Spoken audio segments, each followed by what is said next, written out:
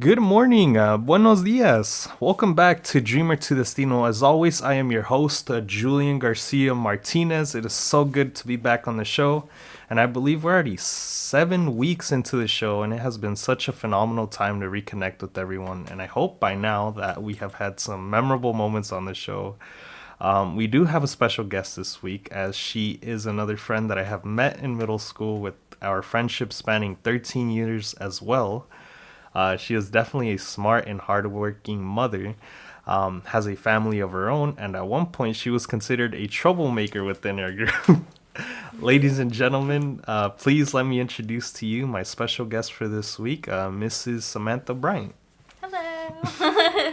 That's me. I know, so it's really been a long time. So compared to the others, I think we've probably haven't talked in years. Wow, I don't remember the last time we did. Actually, that's a lie. Okay. I saw you at the gas station, remember? When you had like a beard. I was Yeah, like, is and it that was Julian? super big. Yeah, it was like some puffy beard. I think Yeah, you were with your mom, I believe, yeah. and I said hi to her.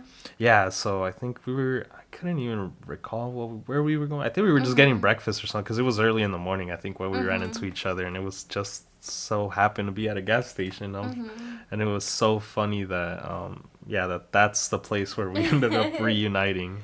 I was Right? surprised you actually remember that because, yeah, these guys, when I interview them, when it comes to stuff like that, they can't remember anything. So hopefully you have a bit of a better memory than these guys, and Ooh, damn.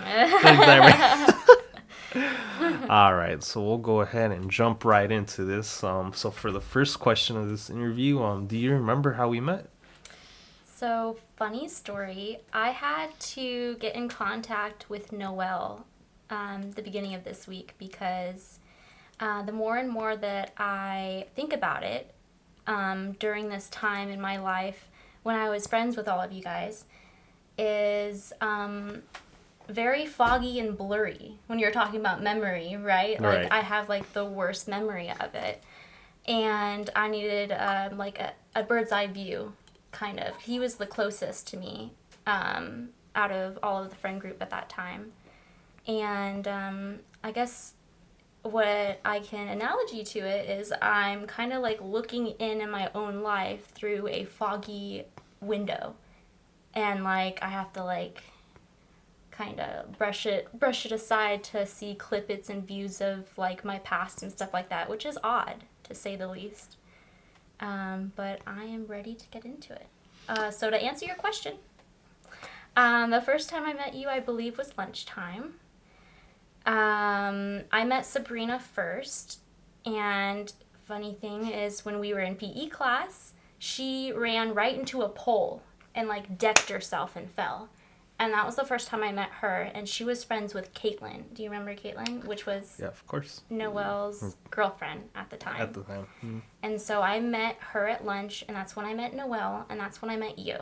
And I wouldn't say I have like any memorable like impression of you at first, but you were just like quiet, and you were just like, oh hey, like I'm Noelle's friend. Yeah. You, Roman, and Noelle, right? Yeah, so I think Roman Brian we was hadn't. there, Yeah. wasn't he? Yeah, Yeah. Brian. So pretty much at least as far as sixth grade had gone, I wasn't friends with Roman at that stage because Oh, it didn't okay. happen until Then seventh it was grade. probably Brian. Right. And was Eric there too at that time, or I was b- that yeah, later? yeah, he was there too. Okay.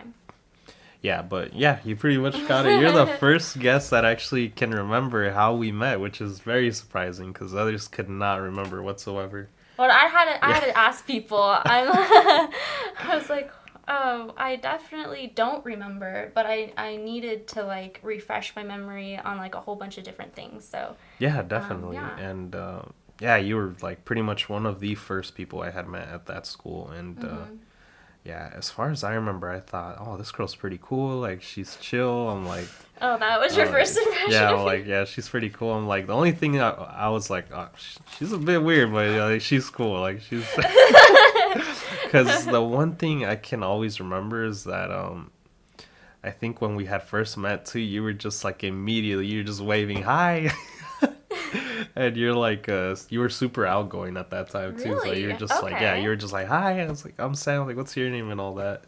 So I was Oh. like it threw me off, but yeah, it was definitely a memorable meeting for the first time.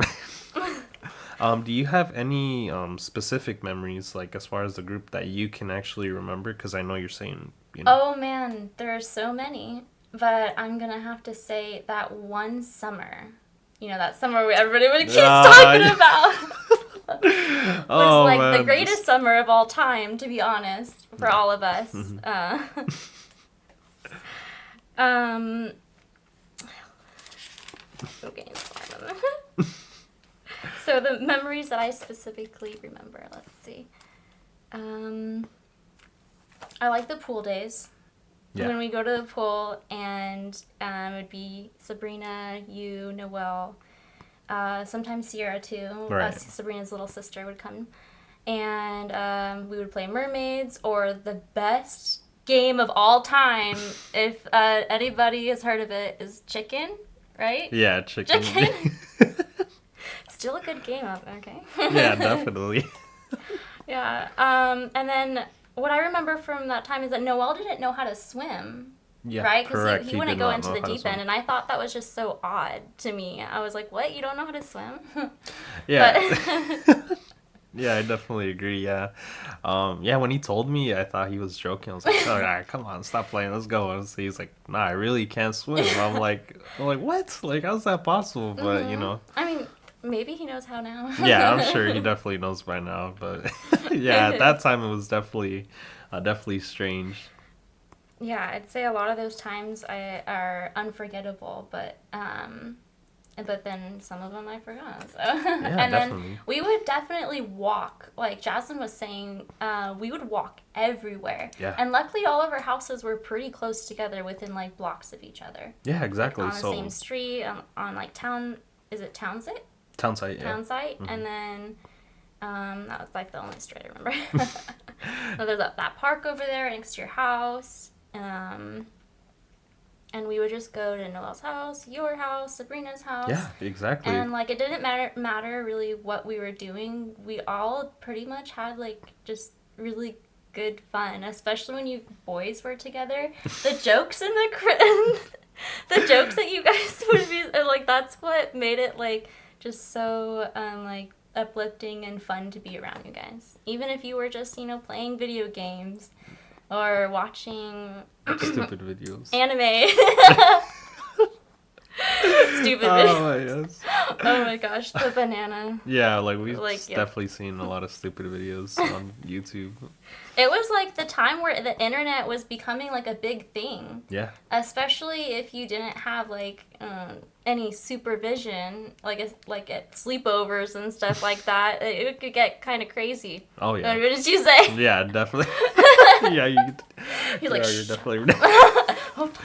They don't need to know about that.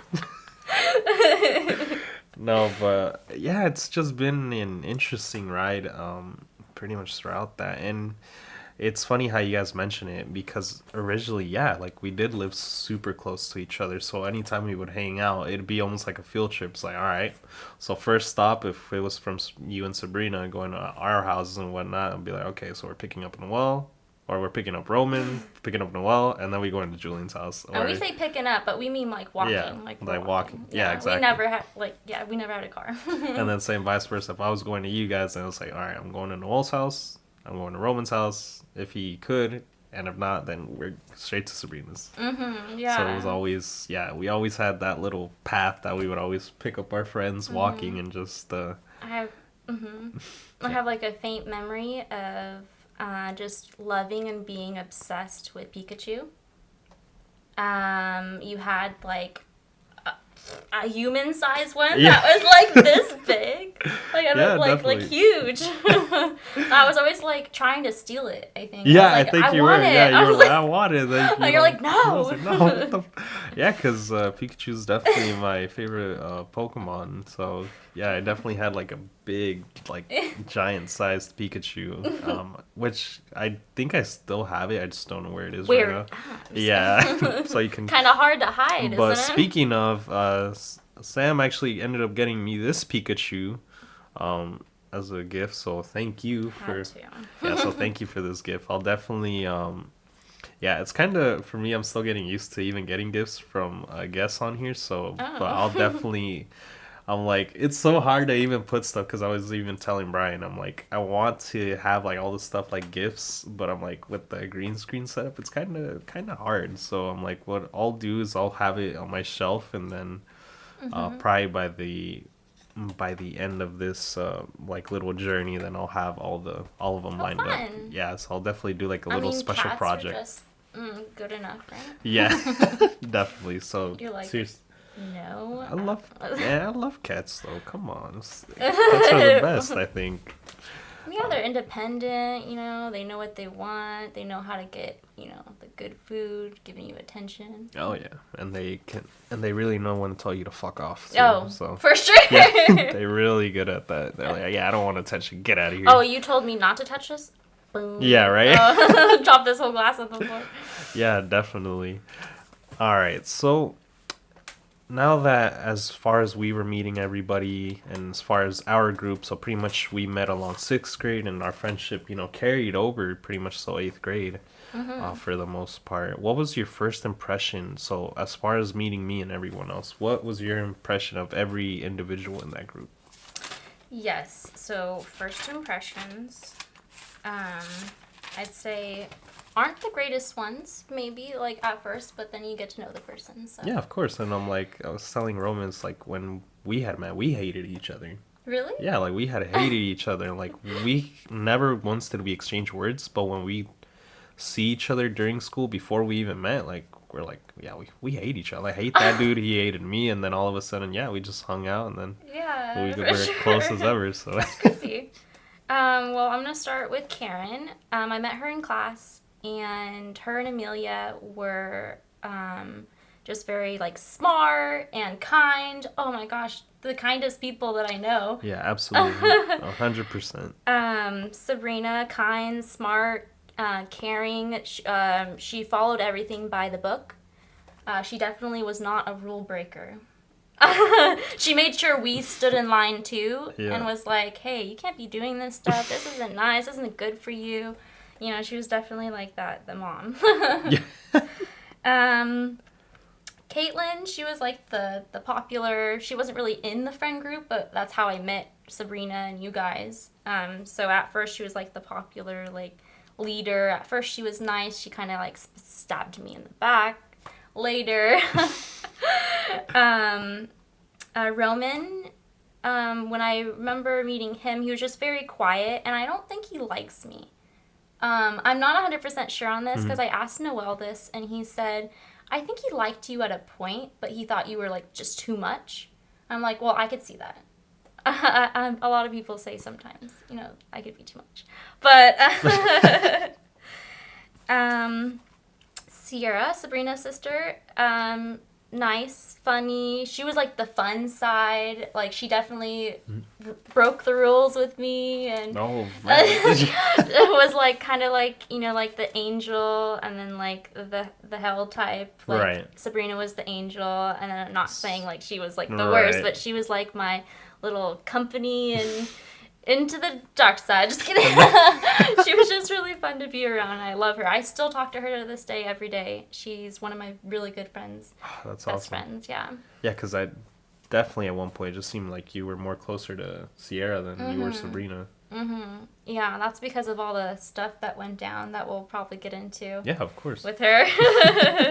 That one summer when we just like didn't talk to each other at all. It's like it's crazy, isn't it? Yeah, that summer we were all so close, and then super close, and then that summer was going to end everything for our friendship. It felt like it, yeah. Yeah, it really did, but that's the thing that I'm super glad we managed. Obviously, we weren't even mature back then, but obviously we managed to get something right and keep our friendship together at that point. Because, man, so much fun, and then it all just skyrocketed out of control. So Jaslyn, she was quiet, nice. She was the new girl, and to me, she was mysterious, and that's why I feel like I put most of my insecurities, and I gotta say, I was a bully to her. Whether people kind of just let that happen because they were scared of me in a way, or they didn't want to like say something. But Sabrina let me have it. She would always be Yeah. the one to be like, "Hey, you cannot treat your friends this way. You're gonna lose everyone." Like she really made me realize and be like, "Oh, you should be nicer to the people that you like, love, and care about." And your parents are supposed to teach you that, and unfortunately, some people just aren't blessed like that. Yeah, definitely. You though, at first you were very quiet. My first impression of you was just like quiet. I didn't know if you like liked me or not. I tried really hard for everyone to like me. I'd say like I wanted everyone to like crack, like I was cracking lots of Mhm. jokes, pranks, class clown type of thing. Like I wanted people to smile, whether that be in the expense and hurt of other people's pain. It didn't matter what type of attention it was. That's just how my brain worked at that time. So yeah, that's what my first impressions with all of you at first. Damn, that's very interesting. What I'm about you? pretty. So my dang. Okay, so this is a two interview thing. Okay. Oh, that's not supposed Okay. to be. Right. No, I was like, well, I've never had anyone ask me a question, so it kind of caught me off guard. But Oh. damn, so you putting me on the spot right now. I think everybody Oh right now no. they definitely want to listen to this part. Yeah. So I guess I could go in order, from how I met everyone. So literally, the first was Noel. Mhm. We had met at orientation in sixth grade before school even started, and a dude named Umberto as well. He was a very chill dude, very very nice kid. Noel was he was very cool, weird in a sense, but I'm like me and him just clicked so well like at Mhm. You orientation guys by were that like time. inseparable. Yeah, like me and him like truly, if there was one person I could call like a true brother, it'd definitely be Noel. And like I said, even in the last couple episodes of the pod, me and Noel aren't close anymore. I heard. That's a fact.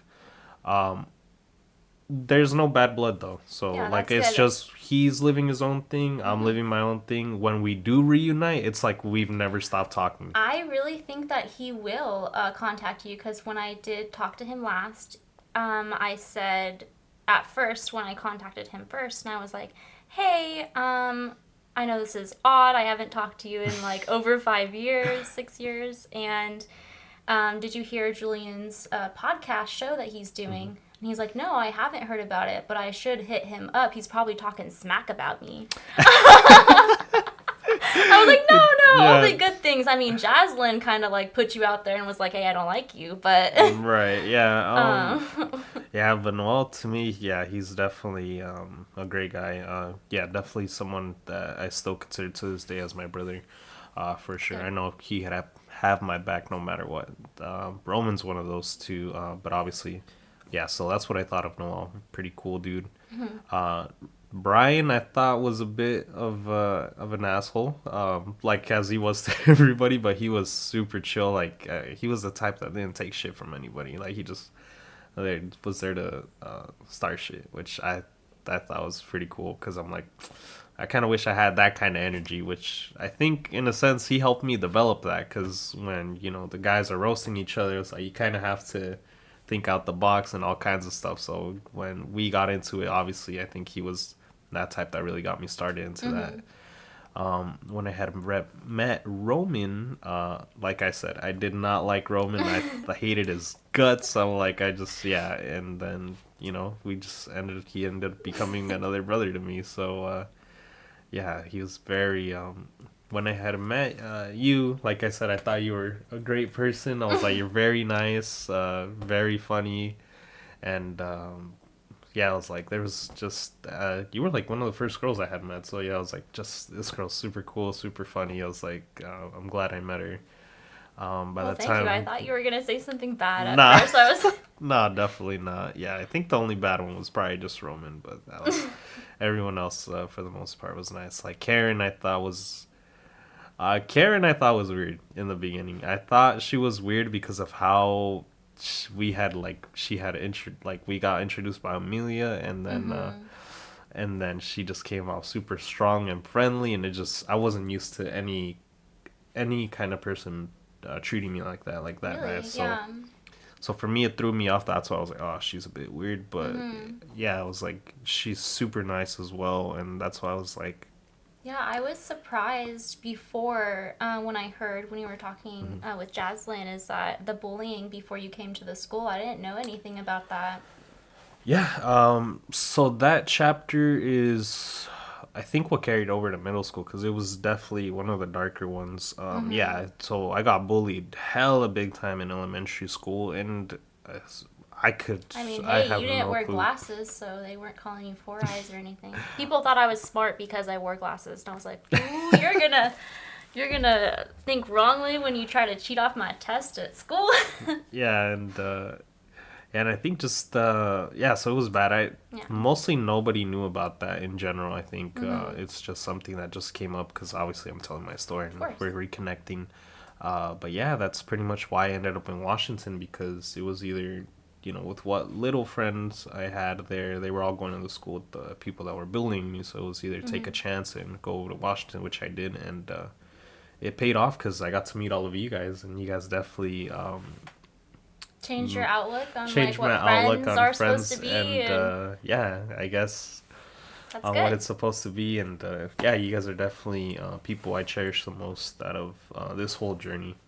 I'm very thankful for everyone that was nice to me, and even though I was mean to them, still stuck out and was my friends throughout a good for like one, two, like three and a half Yeah, years, 3.5. for almost four. I don't think I would be the person I am today without your guys' friendship. So thank all of you.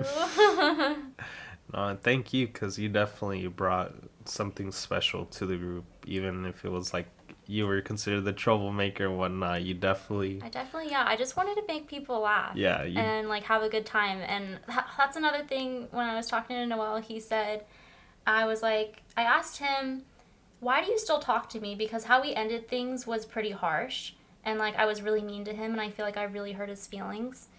And that's how like a lot of friendships kind of like ended up being when during that time. Um, because for you that don't know, during this time of my life, when I met you guys, and then when I started high school, I was being physically and mentally, and then later sexually abused in my own home. So it definitely was hard for me at home, and that's why I don't think I ever talked about it with you guys. I just wanted everything to be fun and like have a good time, because I knew when I went home, like I had to be like a shell of a person. Like I had to walk on eggshells. I had to like make sure everything was perfect. I had to take care of my brother and sister. Um, yeah, it was just my mom was an alcoholic and addicted to sorts of pills, let's say. And so a lot of my memories then are kind of like I said, blocked out and blurry because of the trauma that I was experienced at home. That's why I can't remember half of my life. And I heard like from on a psychological standpoint that your brain actually does that. It like erases, not erases, but it kind of like forgets like the bad traumatic times, so you can like almost like kind of like heal from that. But I really think like talking about it and opening up has made me like realize that I can like let go of my past and I can learn from it. And yeah, it's really going to help me towards my journey, because right now I am in a place of healing. I have taken this past year to reflect and remove all toxicity from my life, so I am no longer have a relationship with my birth mom. And I say birth mom because to me, she wasn't a mom.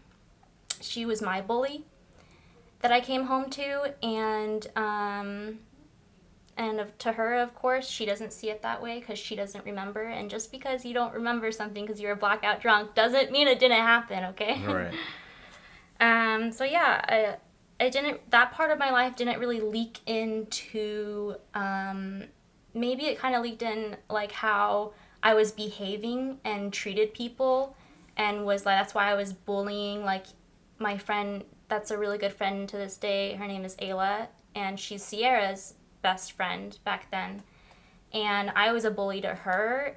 I didn't like her at first. I called her names. I put her down. Same thing for Jaslyn. I called her all sorts of types of names, and even to the point where she said she wanted to kill herself because of how mean I was.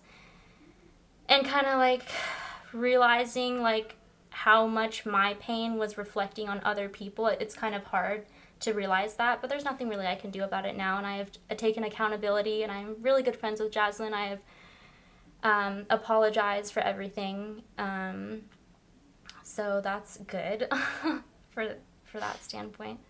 But yeah, I refuse to be silenced and to be put down, because of my past, and I'm just ready for it to all be out in the open and move past it, and so I can provide a better life for me and my family and my daughter, of course.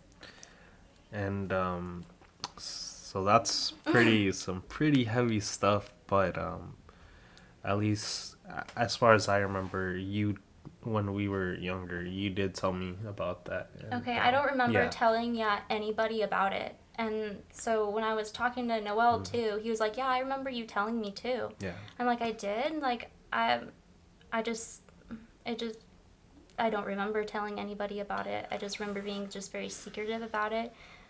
I just didn't feel heard. I didn't really want to feel heard at that point. I just wanted to like have a good time, have fun. And that's one of the things that I think I respect about you the most, because in at least for us, I never really talked, like if there was trash talking, that I felt like I never trash talked you as much, like compared to others, Yeah.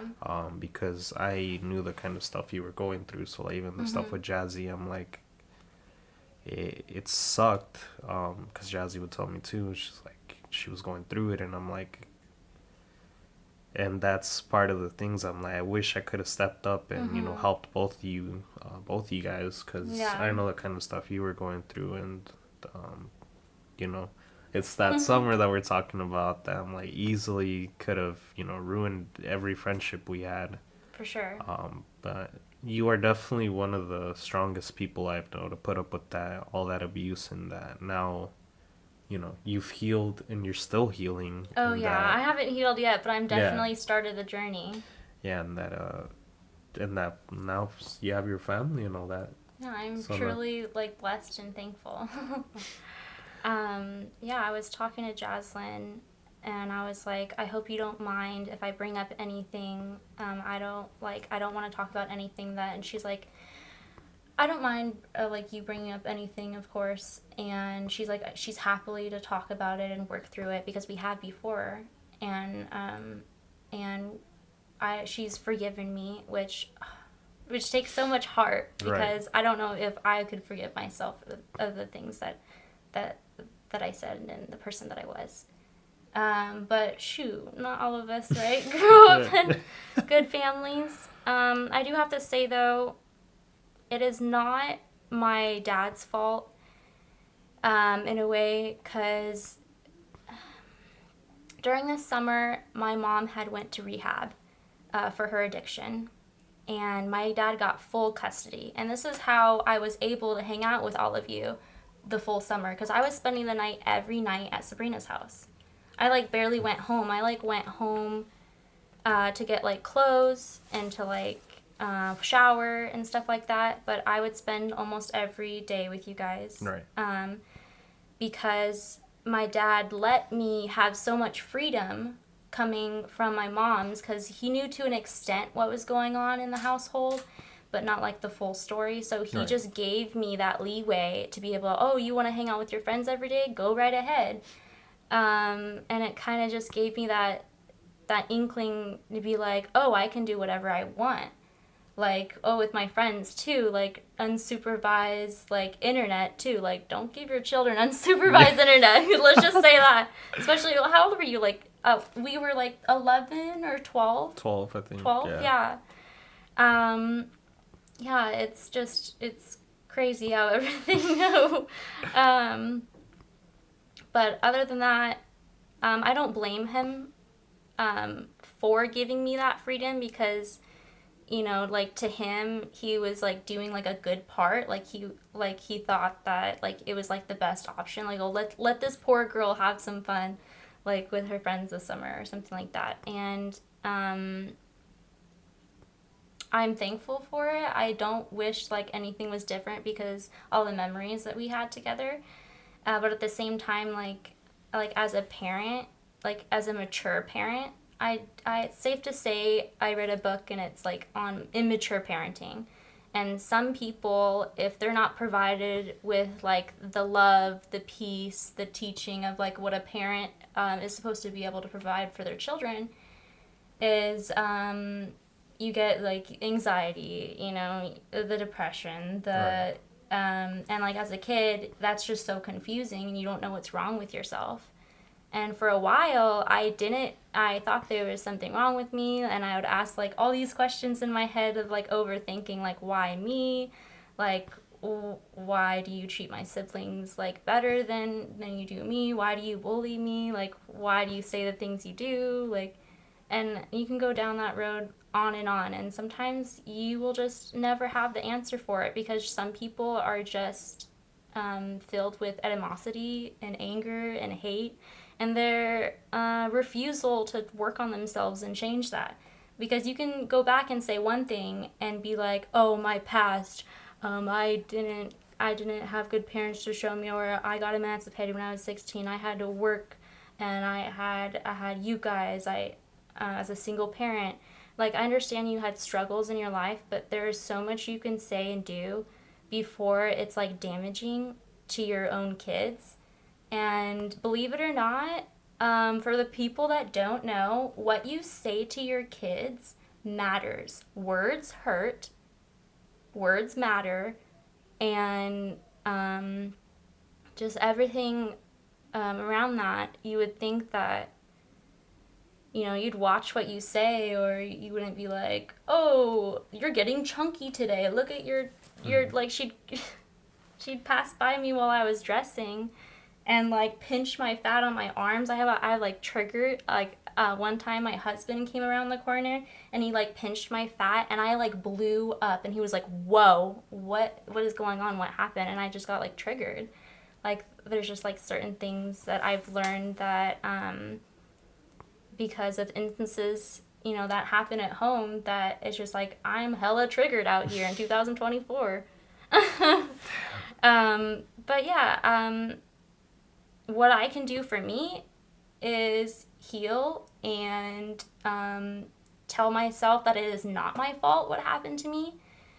I mean, sure, people could have stepped in and like helped in other ways, but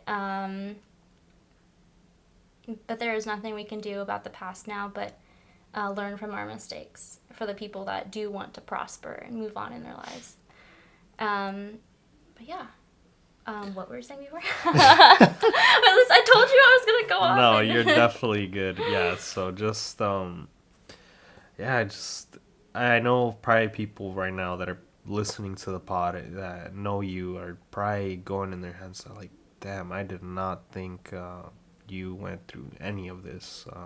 Yeah, I've been pretty open like on Facebook the last couple of years because like yes, I'm one of those people that just like post all of my drama on Facebook because all of my family's on there. Oh, And okay. then so they like message me, like family that's in Washington and Oregon and stuff like that, and they message me and they help me through this process that you know, that I have questions and I when I do overthink and I'm just like, you know, woe is me, you know? And they really bring me back to a sense of like I said before, it's not your fault what happened to you. You know, just try to look at the bright side and revolve yourself with positivity and light. And like I was saying before, this last year has been big for me because I no longer have a relationship with my mother, and I don't plan on to, because she doesn't want to take accountability to anything. She says that it didn't happen. She's always made me feel like my emotions didn't matter, and to this day I don't even know how to regulate my own emotions, and I am learning. You definitely got to learn, especially for your kids. And I don't know what was saying. You're definitely good. Yeah. But I'm happy to hear that you definitely are healing and you're moving past it, and now your main focus, your family and your future, because For sure. that's what it should be. It's like you have someone that cares about you. You have your daughter to think about, and like. Yeah. And I know you and your family will do, great things, and hopefully for the next couple of years, you guys are as happy as can be, and For sure. and better than the relationship that you had with your mom. Oh yeah, definitely better than all the relationships I have had, relationship wise. Well, usually when you don't grow up with like any type of like role model, you kind of like just kind of go towards what you think you deserve, kind of in a way. So like I went for douchebags. I'm not saying Noelle was a douchebag. No, sorry. You're right. Oh, But yeah. like, but past that, I just realized too that I didn't say what my first impression of Noelle was, and I think it was mysterious, funny. I liked his smile, and sometimes he would snort when he laughs, and I thought that was just so funny. He's cute. I liked him. Yeah. Add anything? Yeah, of that course. segment? So let's just bring this back to the next question. Yeah. So another memory I had of you, coming up with the questions, is that you were very into knives. You were like into knives and pretty much sharp, like pointy objects is one thing I always remember.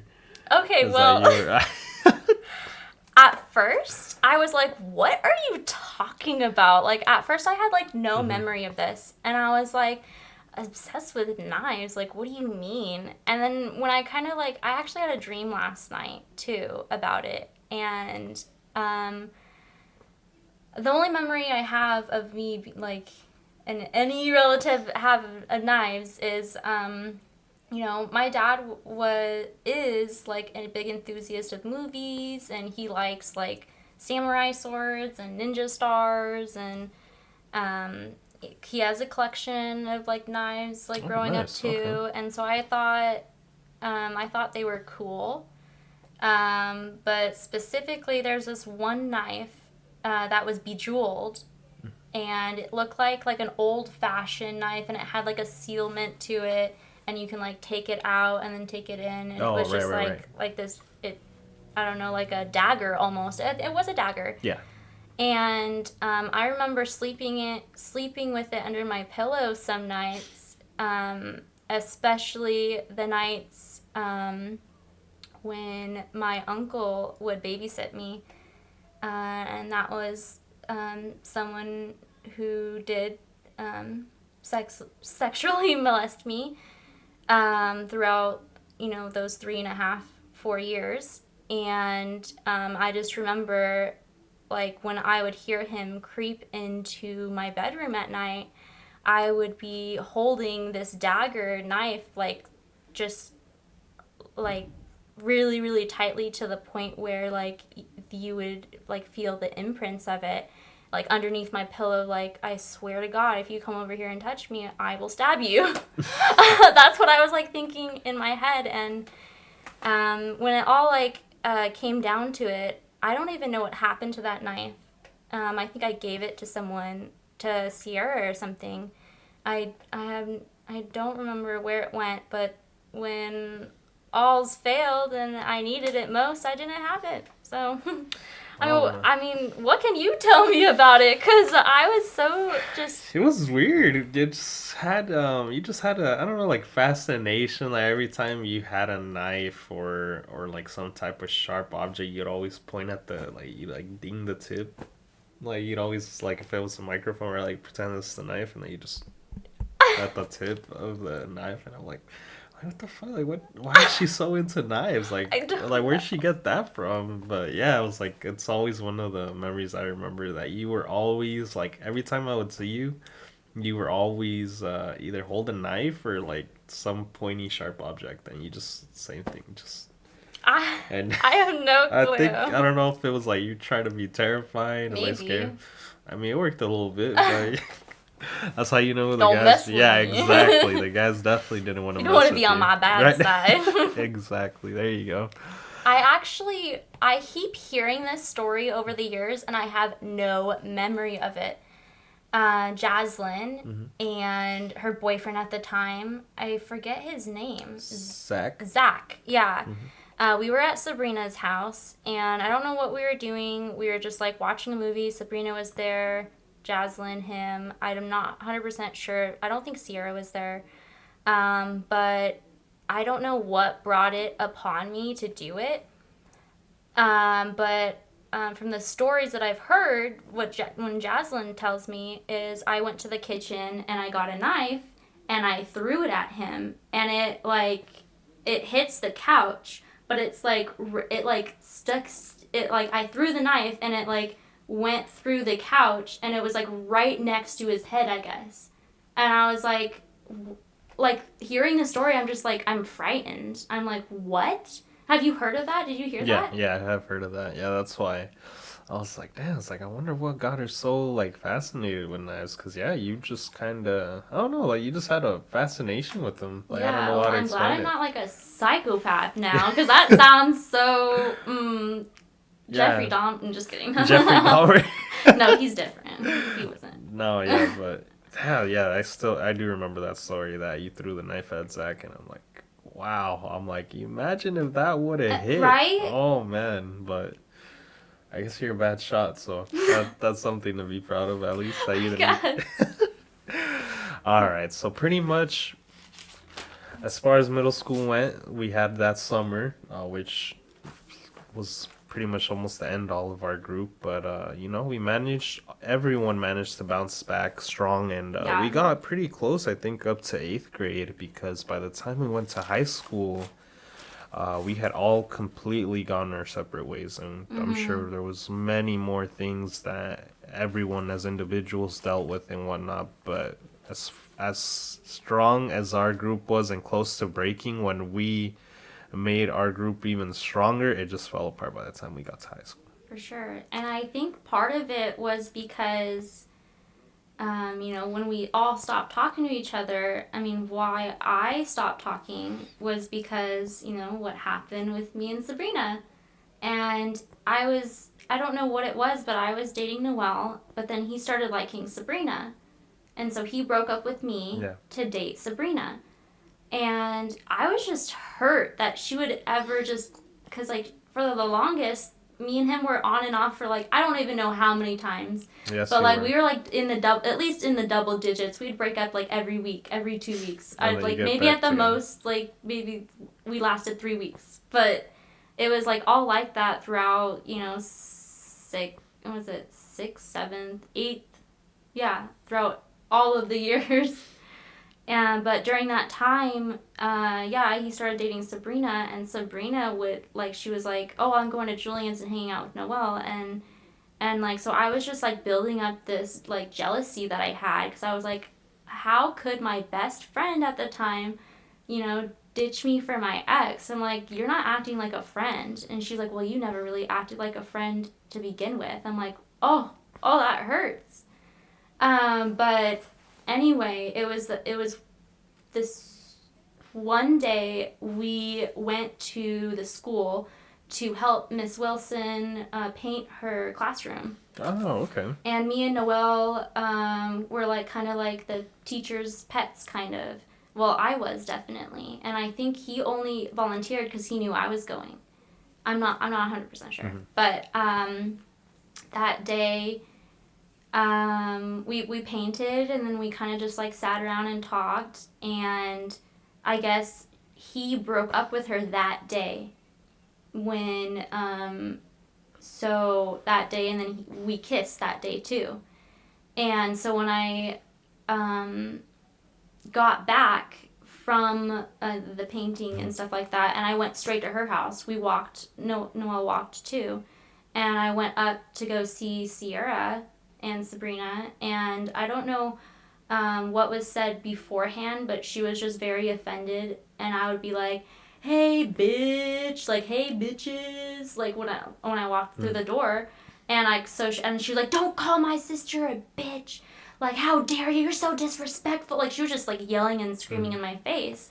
And so we took this outside, right outside of the wall.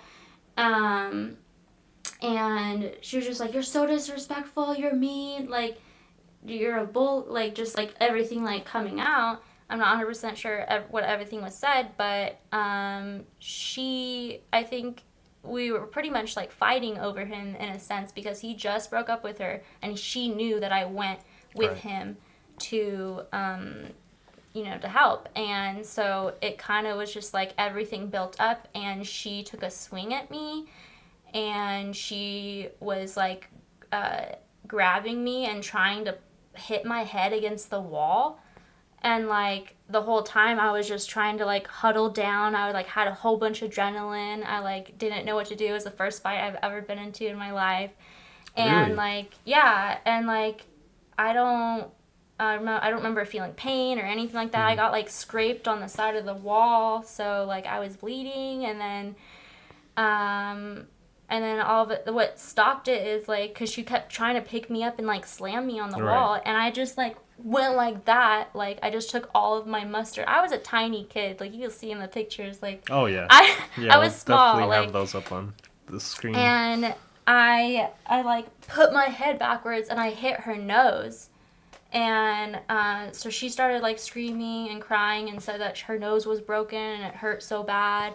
And then Sierra was in the background with her friend, was just like, "Oh my God, stop, everyone stop, please stop." And like it was, and then her mom came out and was just like, "How dare you come in my house and hurt my daughter, and you guys aren't allowed to be friends anymore. You need to leave, get out of here."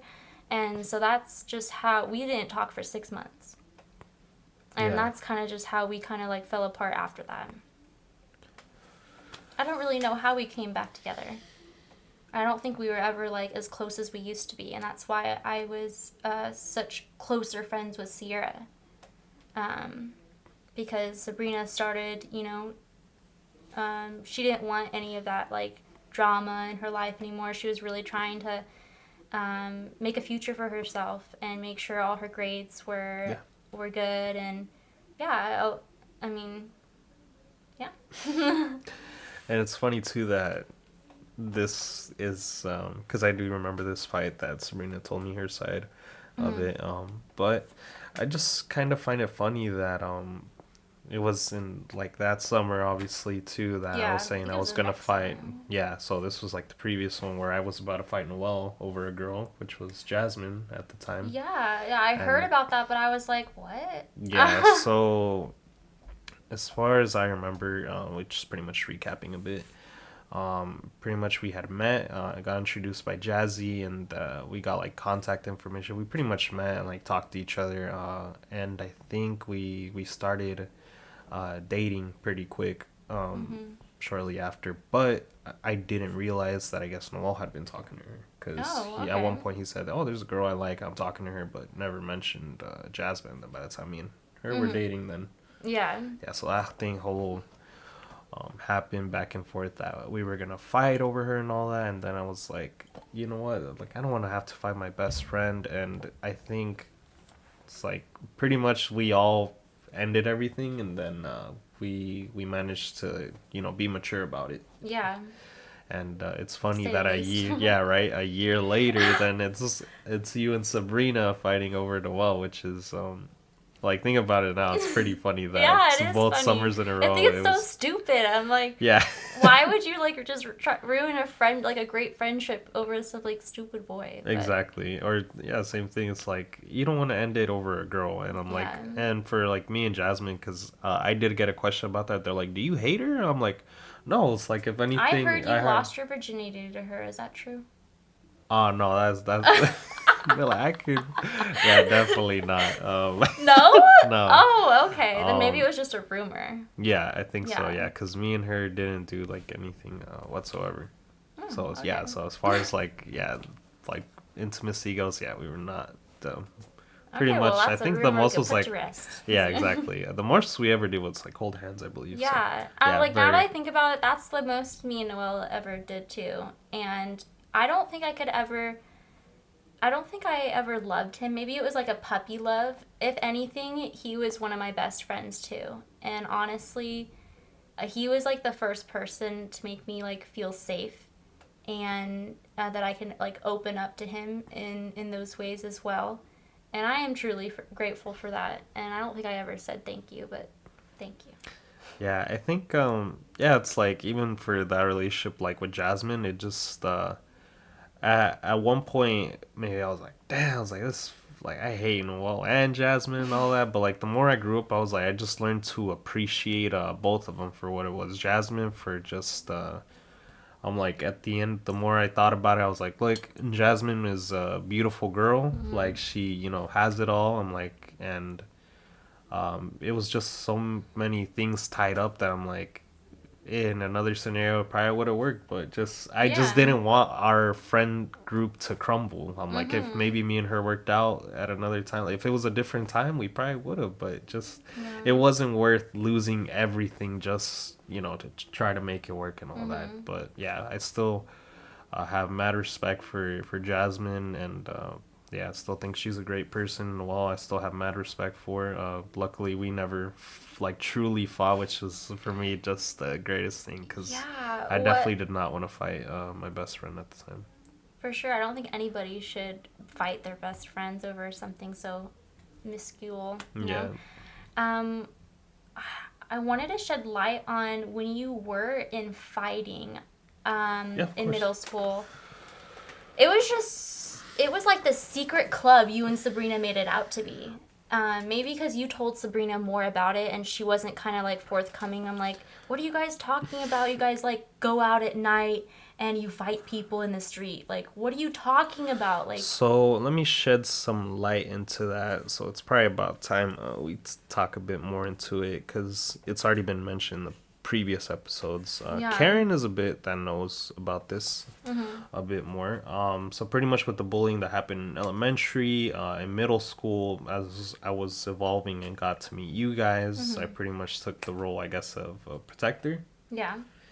And there was a friend of mine from the elementary school that had moved to the other middle school. He was getting bullied, but luckily he lived in Vista, so we were pretty close. Dude's name was David, Mm-hmm. and he was getting, bullied and whatnot by these other guys. I jumped in and fought them off. Mm-hmm. But the biggest thing was that I didn't realize, and it came to bite me in the back, was that he was involved with the gang. Oh, really? So he was a VHB.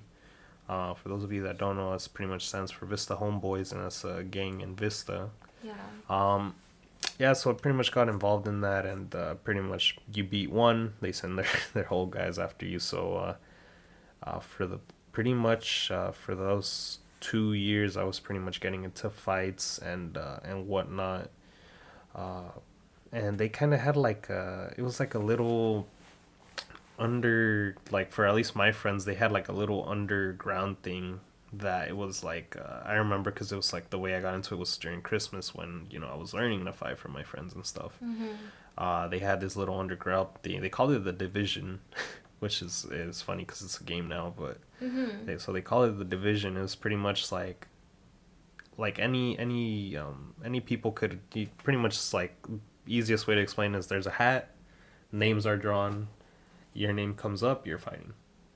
Yeah. And Okay. obviously my name was since I was still young, and there's like it ranged from kiddies like Mm-hmm. like me up to full grown ass adults. Wow, that's So crazy. my name was picked up majority of the time. Maybe So you came over to Sabrina's right after that I was because pretty it was banged up. nighttime, yeah, and you Yeah. were bleeding and you were hyperventilating. And I was like, oh my God, what is going on? Sabrina was like, get back inside. This doesn't concern you.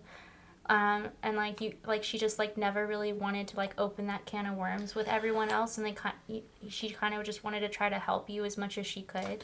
And yeah, that's the biggest thing I'll always respect Sabrina for and cherish her because I felt so fucked up with relying on her for that, and she did so well, and I couldn't be any more grateful for her because there was so many times she wanted to spill it and ask for help, but at the same Mm-hmm. time, I didn't want to put my mom into this. Yeah. There was an incident I think during middle school that she got involved, and pretty much it made it worse. Mm-hmm. But I managed to take care of it. I'm like, I don't ever want to see the school get brought up again, and whatnot. I'm like, I just don't want to put her through that. So pretty much took it upon myself. Yeah, there was days I would get bruised, like beat the fuck up, like the Yeah. ones I would lose. Yeah, I You could can. tell that your personality was changing too. Like you were just kind of like more secretive, more like wasn't like cracking the jokes, like being like Hmm. the fun Julian, like everybody knows. Yeah, Like you could definitely tell that like it was changing you as a person. And like I think maybe some people that like didn't know about it was just I'm sure just wondered, like I mean of course because you didn't want it to like come out into the light and of stuff course like not. that. I'm like, last thing I wanted to do was. But as a kid, that's just terrifying, and I am so sorry you had to go through that. And yeah, I mean, I got my scars and stuff. I think one of the stories that I guess I can share. Um, I know there's one person in this that's probably watching the show, which is my mom. So I'm sorry you had to find out this way, but He's yeah. So there alive, he's was doing yeah. well. So there was a fight that had happened, and I got brutally cut up by razor wire because we were at a lot, and my arm got completely cut. So I think if you see the scar, that's Uh-huh. pretty much what's left.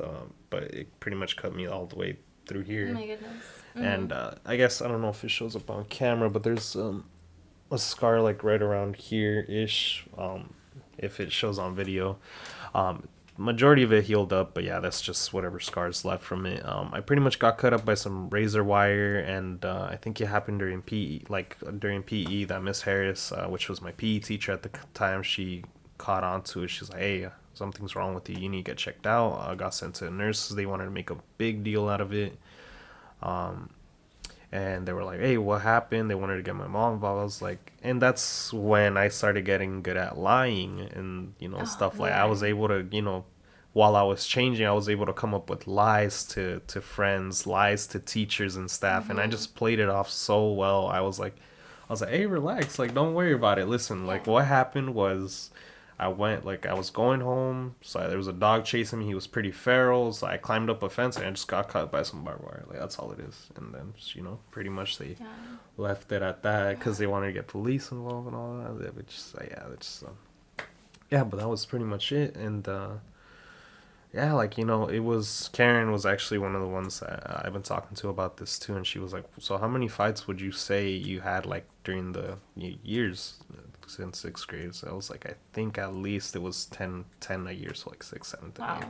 That's Because crazy. by the And time high school, I was like, well, I was done with it. But yeah. and obviously, with the gang members, they were like, How did they you were get out of that? Like pretty, alive. yeah. That's just lucky, just Lucky. lucky. Yeah, there was I don't even know. Like I played off so many injuries well, and then I think one of the most memorables I can think of that I think is still funny to this day was when I came to school with the black eye. Oh, With the okay. black Yeah. eye, and I was wearing glasses and I was I walking remember in that, yeah. at the entrance, but obviously I was wearing the glasses so no one could see it. And then I took off the sunglasses, and I was like, all right, I need to play this off for a way that people will think I'm stupid, and got a black eye. So there was like these giant pillars by the entrance. I don't know if you remember, like Mm-hmm. giant pillars. Yeah. And a second, I was like, my friends looked away. I was like, we were walking by the pillar, took off the sunglasses, and I just smacked my head as hard as I could on the pillar. And then I just faked it. I was like, oh man, like, Oh I'm my clumsy. I'm like gosh. clumsy. I didn't see where I was going. And then, yeah, they're like, oh my God, you got a black eye and all that. They're like, oh Do they man. know that black eyes don't form until days later? Or Yeah, I don't think they picked that up because they're like, damn, like, you got a black eye, bro. Like, you fucking stupid ass. I'm like, ah. And I oh was my like, yeah, I was gosh. like, clumsy me, my bad. Like, whatever. And yeah, so it was just that time that it was hard to tell anybody. And Sabrina was the only one. And I was like, please, you cannot tell anybody about this. Yeah. Like, you just between. She She tried. almost she She really almost did. tried, and Hmm. she like told me some things about it, that it was just like this group of friends, and I think I heard like her say something about division or Hmm. whatever, because but I didn't know like what it was. And just that night when you came over and she kind of just said something, I'm like, this is crazy, let me help you, like. And I think I was even like saying, let me go over there and beat their ass, like they did this to you. Yeah, and Like, yeah, it was rough. It's like luckily I had the freedom, and obviously the summers my mom had total faith. It was like, oh, I could be like, oh, I'm just going to Sabrina's house, and for yeah. majority of times I did go to Sabrina's house, but Mm-hmm. then there was a few days where it was like, oh no, I gotta, this set up, I gotta go Yeah, for sure. because yeah, definitely I when it don't came know. to that, you couldn't. It's not like, oh, you fight when you want to, like, oh, like you're not Mm-hmm. going You to had it, to. like Yeah. you're getting cooked. And yeah, eventually it just got to the same, like, it wasn't even a thing anymore, but these guys still had hatred. And at one point I think the main guys just ended up moving, like Mm-hmm. one of them moved to Boyle Heights, if I remember. Well, I'm so And happy yeah. that you made it out. Yeah. And Yeah, me too. Yeah, but there was so many days I just came to school or even Sabrina's and just beat up whatever. mm-hmm. And it got tiring. Like, Yeah. it was so taxing knowing that I was like putting in so much effort for you guys, like hanging out and all that, and then on top of that doing like everything at once. It was just so taxing. But For sure. I was like, I felt I know I probably could have done more for you guys as well Oh no. during during the time. But yeah, like with everything going on, it's just Yeah, it's crazy to think how like when everyone's coming out and saying, like what they have gone through, and like not specifically yet. I'd say this show here is like gonna hit the Grammys. I'm just kidding. yeah, definitely not quite there yet, but hopefully we'll get there one day. But yeah, that's pretty much the gist of it. Yeah, it was just a gnarly time, and yeah, like only few people knew. I'm sure Sabrina told here and there to some Yeah, people, but I really do appreciate the fact that she did do her complete and utter best to maintain that she's a good egg. a secret. Yeah, so she's definitely one of the people I respect the most. All Yeah. right, is there anything you wanted to add on to the? Added on to the high school days. Mm-hmm. Shoot. What do I got here? All right, when I first started high school, we all went not all of us, some of us split up ways, but I think it was Noelle, Sabrina, Annalise, you, um, I'm fuzzy on if Roman went to Vista High. Did he? Mm-hmm. Yeah? Okay. And at first, I really tried to hang out with you guys, at the beginning of the year. And then me and Noelle tried to date one more time.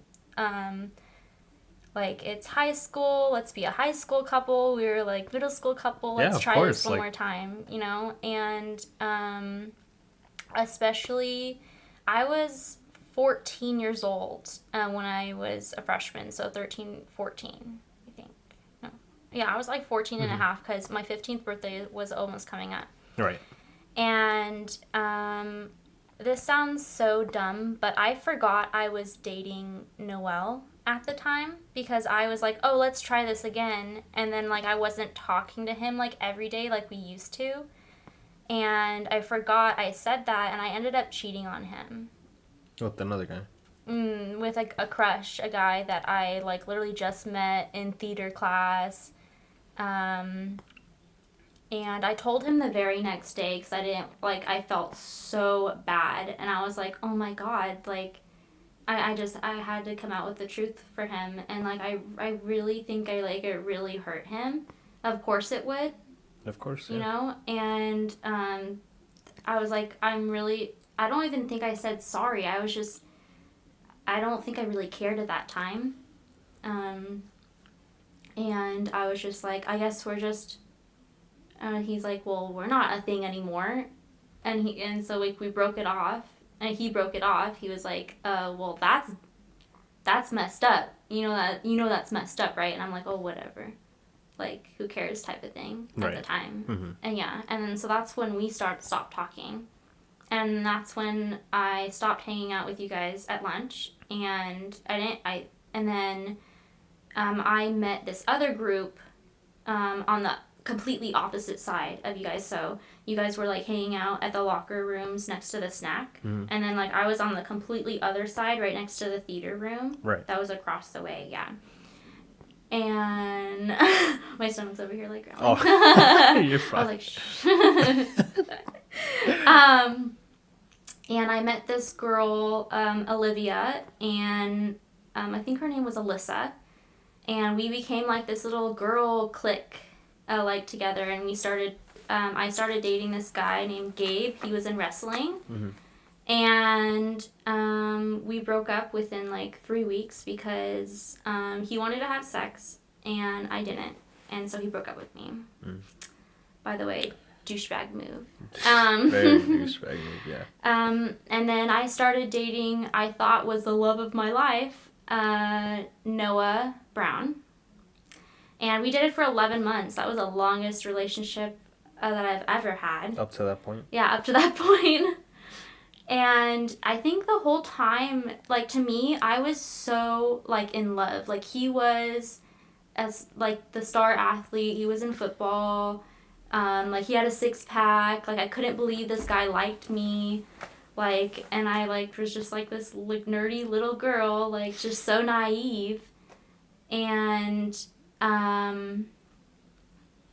it was after I had cheated on Noelle with the guy from theater, Andy. He was never my boyfriend. He kind of just, I had like the biggest crush on him ever. And he told me what I wanted to hear to pretty much, take my virginity. And then that's when I started dating Noah. And it was kind of like he was getting the nasty, and that's all he wanted pretty much, what I got out of it. And by the way, you guys need cameras at Vista High School in the bunny cage area because people are fucking over there. They're smashing where the bunnies are being smashed, where they make their poopies, That's right there on the bucket. Perfect little seat. Oh, wow. Yeah, they're definitely going to have to beef up the cameras on there. What the heck? Oh my God. We did it, all the times that we did it was at school. Like, in the quad. We jumped the fences, and we would do it in the quad, like, on weekends. And, that sounds crazy. And, like, I had, let me start over. I had, like, the lock to the agriculture because I had a bunny there.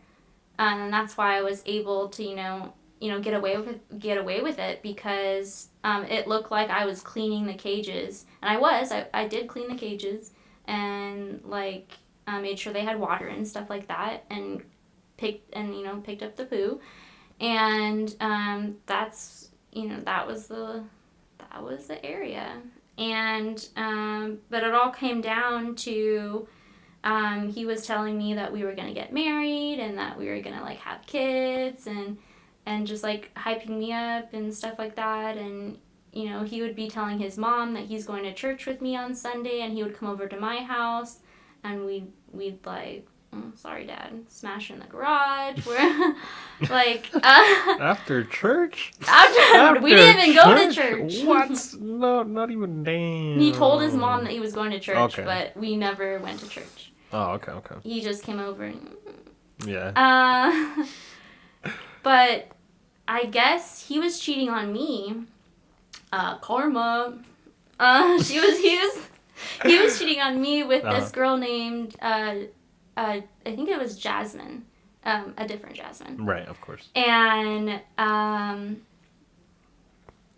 she actually contacted me at a month after he broke up with me.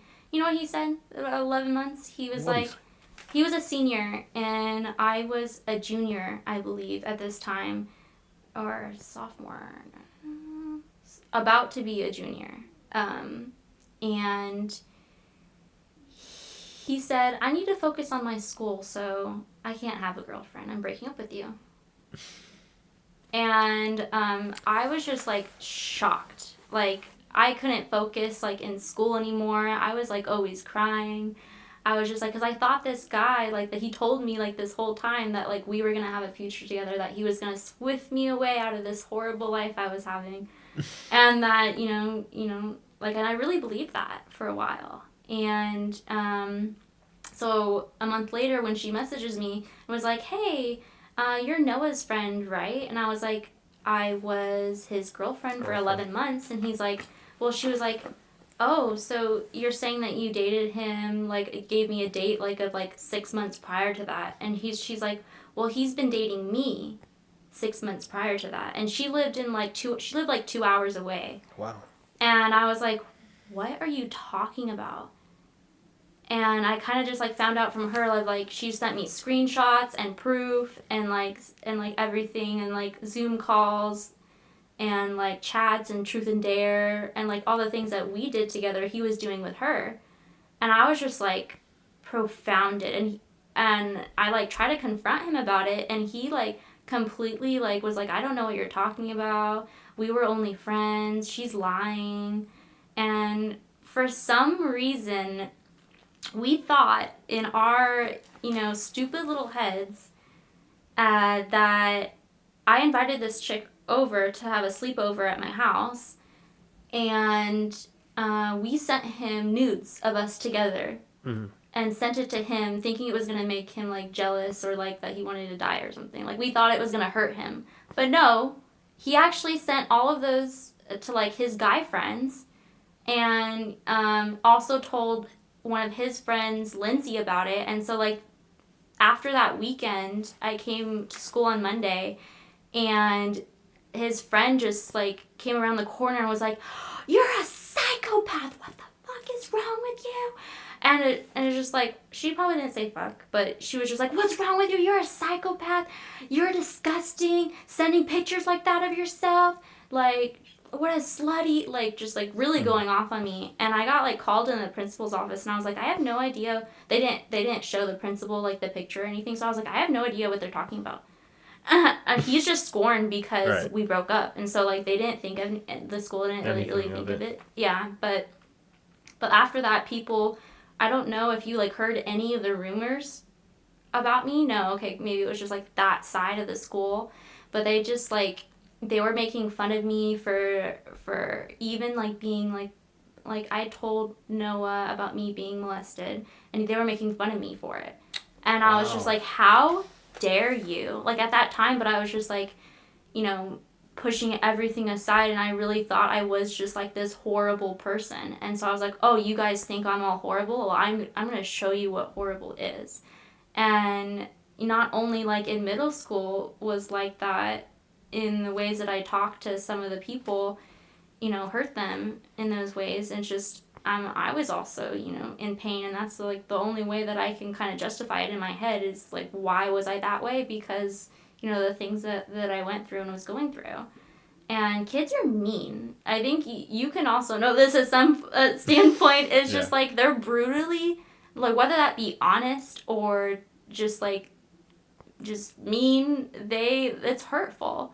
And I really took it to heart of a lot of the things, like the rumors, like people were saying about me. And the girl that used to be my best friend was Olivia and Alyssa, but Alyssa turned on me when Noah broke up with me, and he started dating Alyssa. Mm-hmm. And before that, I was going to say on my 15th birthday, she actually came to my birthday party, and she told me that she liked me, and that she wanted to date me. But I was like so like what? Like kind of I wasn't really like looking at that type like looking at girls that way, I guess, but at the same time like I knew that like I guess I could be like attracted to girls, but it was just like a new like open like window. And I actually the same day my ex he said let's get back together and I chose him over her and that's why she was so scorned, I think. And that's when she started the rumors about me. Um, and that like I was like a, you know, I was being tossed around like a cheese platter, pretty much like saying just like Right. I mean I was very. All I wanted was to find someone, I guess, to take me away, like Prince Charming, like take me away from all this, like this hurt and stuff like that. And that's why I was so boy crazy. Right. I'd say. Um, I didn't go for the good ones, at least. And you never know who they are and how they are today. That's just how I experienced it from that standpoint. So after that crazy click thing, I actually started hanging out with Sabrina again, and Annalisa, and Carlos. So I moved from over here to over here, and then all the way over here next to the V quad, where that big B was. Right. And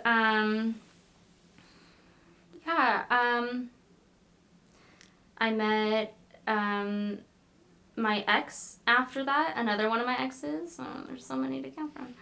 And I was with him for 3 years, actually. So, I mean, it's not all bad, but I get a little bit into it, too.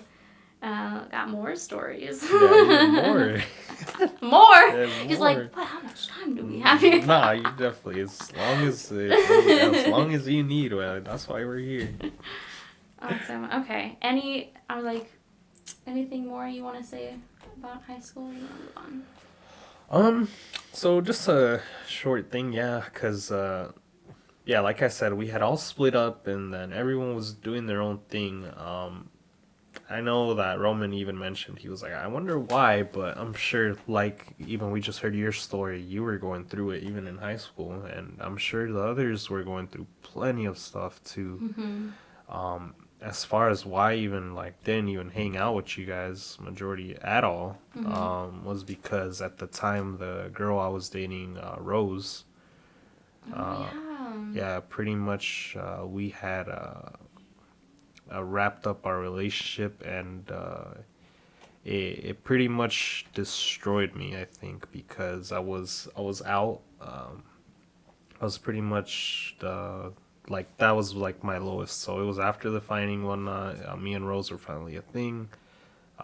Nothing but good memories, and I thought she was the one that I was going to marry because I was like, she was the first girl I actually fell in love with, and I thought I could wholeheartedly say that she was the one that I wanted to marry and be with for the rest of my life. And then once I pretty much lost her, then that took a big toll on me, and I threw pretty much everyone away and didn't talk to anybody. Kind of just went on my own. Shortly after, I had like surgery on my lower back, and then there was a chance that I wasn't going to graduate and whatnot. Oh, yeah. I almost forgot about that. Because, Me too. yeah, so there was a chance I wasn't going to graduate, but I managed to, and I think it was even worse because at that point, like I said, that was the lowest of my low, and then to hear that the counselor at the time was saying, you know what, you're not going to graduate, even you're like 20 something credits behind, at this point I just pack it in and you're done. I was expecting my mom and Abby at the time because it's something I always remember, and it hits every time I think about it, is that I thought they would have my back on it. Yeah. I was like, well, they're giving up on me, but I know my mom and Abby would never. And then the second I turned around and they're like, you're done. So you didn't graduate? I did graduate. Oh, you did? Yeah, so, yeah, but they had told me, and then my mom and Abby also, they're like, you're done. No, they didn't believe in that I was going to graduate. They're like, well, you're done. It's like, well, that's it. And I I remember I was like, Did you kind of just like kick yourself in the butt and be like, let's do all this work so I can graduate? yeah, I can't believe everybody. For me, it just felt I've already lost the most important girl in my life. Had the lower back surgery, Mm-hmm. recovering, and then to see that I wasn't going to graduate, and on top of that, my own family not believing in me that I could graduate, then that's when I was like, you know what, I'm done, and I'm tired of having, Mm-hmm. people not believing in me. It's like I believe in myself, and I know I can do it. So That's I just amazing. grinded through summer school like day in day out, Mm-hmm. and did like some extra courses after school and whatnot, and pretty much caught up quick within a semester. So That's good. yeah, but I always remember that. Yeah, that was like even at the lowest, I still somehow found a way to graduate, even with all that. So That's crazy. Yeah, now that I think about it, I was also not going to graduate when I was in my senior year. The last couple of months, my counselor was like, look, I have to be honest with you. Um, you're behind like 95 credits.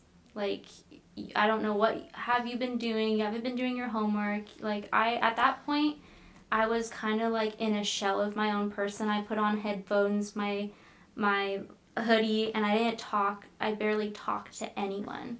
And I was just like, kind of just going through the emotions and trying to like figure out on my own like how like I didn't want to be this person. I didn't know how to change myself. Like I didn't have like anyone around me that was like, hey, like any type of like therapy or anything like that. And at that time, I did come out publicly about my sexual assault, and there was a police report on it, and they actually took me out of class. And they had me go into the sheriff's office at school, and I think that's not how you should do it, because I saw like a couple people saw me and it made me feel just like very like, um, just like uncomfortable in the whole mm. situation. I had to tell a CPS worker, the cop that was there, and then plus like one of the like staff or from like the nurse's office. Oh, okay. So I had to like tell them like my whole story, and I honestly didn't tell them the full truth of it all. And I told them only one instance because of how like much shame that I was like feeling from it. And like no one ever told me, hey, this is like not that this is normal, but like it's okay for you to feel this way. Like just like how everything was just brought about it. It didn't make me feel safe that I was able to say that. Like for years, he had manipulated me to, don't tell anyone. If you tell anybody, you're gonna be taken away. Like I didn't want to be I didn't want any of my family to be in trouble for it. I didn't want to like cause any drama in that type of way, and it Right. just really scared me, and that's why I didn't come out with my full truth at first. And so after that, I just was like alone, and I actually did have a friend named Marco that I would tell instances to, and I don't know. We stopped being friends, and he had his like own personal issues as well. But I'm also very thankful for him, and Gio is a family friend as well, that also went to high school with me as well. I said that like a million times. And for all the people that were there for me, and even though like didn't know the whole story, I am thankful for everyone to help me through that. But yeah, they were like, you're not going to be able to graduate. You can either work your butt off for these 3 last months that you're here, and you can graduate. But they were pretty much just saying like, you're not going to be able to. You have 95 credits like to finish, and I was just like, and then so she was like, but an option for you, you can go to Alta Vista, which is a continuation school, um, not too far away. And my brother went there, Noah Bullington. We are not blood related, but my mom is pretty much married to his dad for about like 12, like almost 15 years now. And so I was like, shoot, won't you just start from there? I'll go there. And so they said if I worked really hard, then I can graduate early. And I was like I gave up on Vista High. There was just like so much drama that had happened throughout the years that I spent there, and then like the people like just didn't like me. Like they had just their views on me from like what they heard from other people, and like I was just like also lashing out because like I didn't know what else to do. Right. You know? And so I went to Alta Vista and I focused solely on the schoolwork. I even asked teachers to give me chapters. Like I said, give me all the chapters. Like, and usually they give you like one packet at a time. But I asked for like all 15, 20 packets. And I was able to graduate 2 months early before everyone else. That's awesome. Yeah, and there was a point that I had PE every day because that was the only credit I needed. And so I worked out for like a month and a half, like every day from like 10 a.m. to like 12 or 1. And I had PE just for like 4 classes. I didn't have like a first or second period or a sixth period, but I was able to come in and my teacher also just realized how hard I was working and was just like gave me the extra 5 credits for free, I believe. Oh, wow. I think, yeah. And That's he was awesome. just like, yeah, everything was signed off and I was able to stay home while everyone was Still going to you know, school. still going to school. And then I came back for graduation day and man, it felt so good. To like stand up there and like finally be like, oh my god, this part of my chapter of my life is over. Thank Oh, goodness. man. Well, yeah, that's definitely awesome to hear because, oh, man, I can't imagine how much work you literally had to put in for that. Mm-hmm. So, but it's awesome that you Thank were you, actually... Quizlet. Right? I Yeah, don't think quiz... they have like maybe they do have Quizlet still, but I almost got every question on there from like different Quizlet clippets of like historical whatever, Right. and I got like almost all the answers from there. I feel like I didn't even do any work, I just copied. Just copied Quizlet. Quizlet is the true OG, if it's still up by now, Yeah, which I is was like, probably I not, wonder if but, the teachers have caught on. yeah, now Like, it's... why are these answers all very Now similar? it's definitely just Chat GPT and all that other software. It's definitely evolved, but that's awesome though that Yeah. you managed to graduate Yeah, yeah, funny. earlier too. That's Yeah. crazy. I mean, the shit show didn't end there. I mean, when I turned 17 and a half, not and a half, but 2 weeks before my 18th birthday, I got kicked out of the house. Mostly because, like, I'm like this wild child. I was like, oh, I'm going to do what I want. I'm not going to come home the times my parents say that you're supposed to be home. Like, I wouldn't come home nights. Like, I just, you know, I was just, I didn't want to go home. Like, my mom was there and Right. it's just, I loved going to my dad's. My dad just made me feel like I had like a place, like it did feel like a home when I was at my dad's. I never felt like I was unsafe. And I also had like my little best friend there, Bootsy. She's no longer with us, but she was a red-nosed pit bull that was, I love her to death, and death to us part. And and yeah, it was a nice release to be able to like go from like the chaotic life that I had at my mom's, and then be able to have those weekends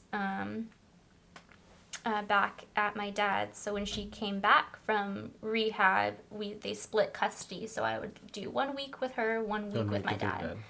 And it's just like, it always just felt like this, just, a relief every time I was with him. Because he never made me feel like I didn't matter. He made me feel safe and loved. And he's not really an emotional type of guy, though. He also still struggles with it to this day, to be able to kind of explain and calmly say, how he feels. And me as well. I'm still learning too, how to let go of that anger and be able to have like a calm conversation. It definitely takes skill, and it's something that has to be learned, breaking the cycle. And Yeah. I gotta. I mean, I will, and I am.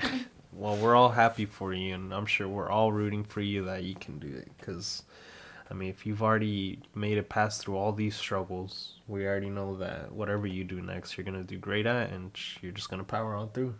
Yeah, I'm excited. So now back onto the pretty much the last couple questions before we wrap up today's episode. How did you end up meeting your husband? Okay. Um, so it's a crazy story again. So at the time I was dating my ex, his name was Angelo, and I dated him for about 3 years. I was still in high school when he was going to college, and then when I graduated, I moved in with him when I got kicked out. And well, at first rented a room with my manager, and I've been working at Pepper Tree Frosty, still am, since I was 16, on and off here and there. And at the time, my manager was Manny, and I rented to stay on his couch for $300 a month, and I stayed with him for about 3 months before I moved in with Angelo. Oh, okay. Yeah, I went through an abortion with him, and this is kind of how like it went all downhill from there. Is I didn't feel again heard, and I was like voicing, like would it be a good idea? I thought I was gonna marry this guy. I thought like have like a future, but he was like, if you have this baby, I'm leaving you. My mom said, if you have this baby, I'm never talking to you. So the only really person that was like there for me and was like, I'll support you was Sierra, but she was 14 at the time, 14, 15. And I was like, I can't rely on that. So yes, I went through an abortion, and after that, I just kind of fell into this like dark depression that I couldn't like get myself out of because he didn't care, and he was just like, oh whatever, thank God that like that didn't happen, or and like to me I'm like, yeah, thank God you were the father, thank goodness I didn't have a kid with you, gross. Our relationship kind of just like started with like just hatred and resentment, and we fought every day, and it was just like kind of turning into what kind of life that I didn't want, you know living with my mom. My mom and my stepdad, they fought every night, and screaming matches like in through the night where I would have to hold my little brother to sleep because he was crying so much of just everything going on. And it's not a life that I wanted to live, and I felt really stuck. And so we would have parties. My brother would come to a couple of my friends, Priscilla, the neighbors, Noah, my brother, and one time he invited his friend Keyshawn and Tot and a friend that was driving. Mm-hmm. And was like, oh, can they come over? I'm like, more the merrier, I don't care. And it was me and Angelo's apartment together, and they came over, and I guess this is technically the first time I met him, but I don't remember him being there. Like, because it was just that night was chaotic, to say the least. Oh, so when okay. they came over, I was like, oh my God, nice to meet you. And like, so when I like shook his hand, when I first met him, he had an afro. So like his hair was just like bushy and just like everywhere, mm-hmm. And he was high as hell when he came over. Like his eyes were barely open. He was like, hi, nice to meet you. My name's Wes. Like his eyes were just like you could. I was like, at first before I met him, I was like, who is this high motherfucker in my house? Like I don't know this stranger. Right, exactly. And he was just like in the back of the room, just like with chilling. his beer, and was just looking around like antisocial type thing. And I was like, well, I'm like a very social person. I'm gonna go over there and like be like, hey, this is my apartment. Welcome. You're welcome to take any drink in the fridge, like type of thing. And so that was the first time I met him, and I don't remember anything else from that night other than Tatiana and Keyshawn, they were a couple, and she actually fought this girl outside my apartment.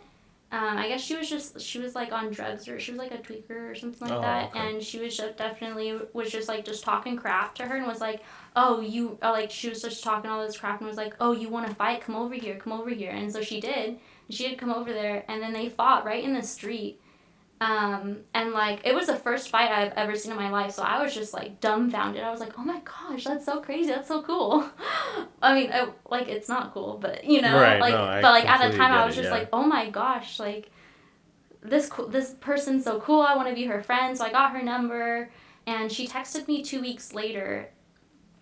And so the thing was with Angelo, he didn't want to be involved in my family life. I wasn't really close to my family, like my dad, even at that point when I was with him.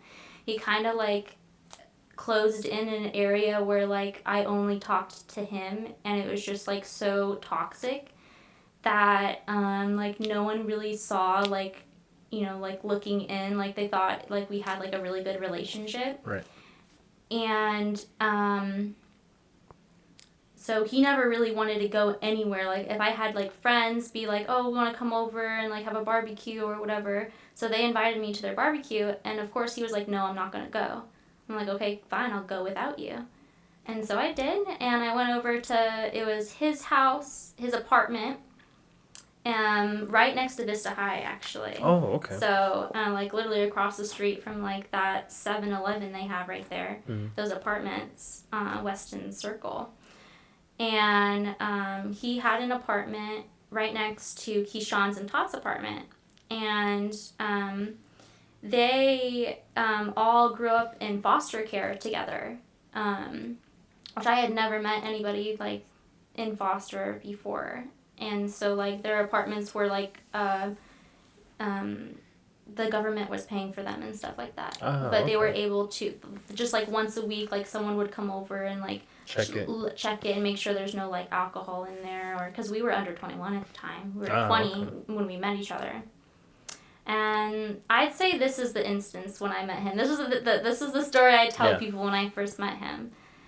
Even though I was, you know, dating someone else. I was in a relationship with someone else. I walked up his apartment, 221 Weston Circle, and I opened the door, and he was just like, he didn't look like the person I met, like, the party. Like, he was just, like, freshened up, like, his hair kind of, like, a little bit slicked back, and he was just, like, put his hand out and was like, hey, I'm Wesley. And I was just like, hi, I'm Samantha. We met before.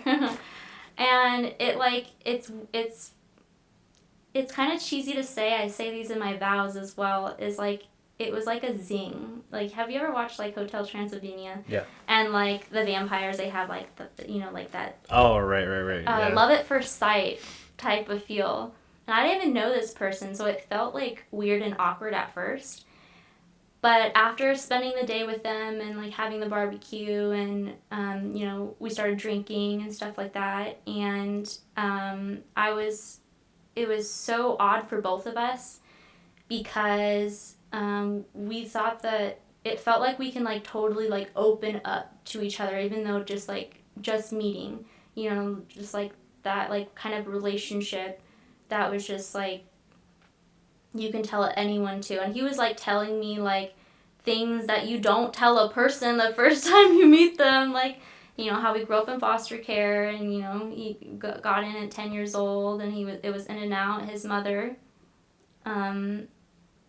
which is an amazing person right now. She definitely has gone through some stuff, and I love my mother-in-law. She's definitely one of my bonus moms. And but before, she was addicted to sorts of, you know, drugs.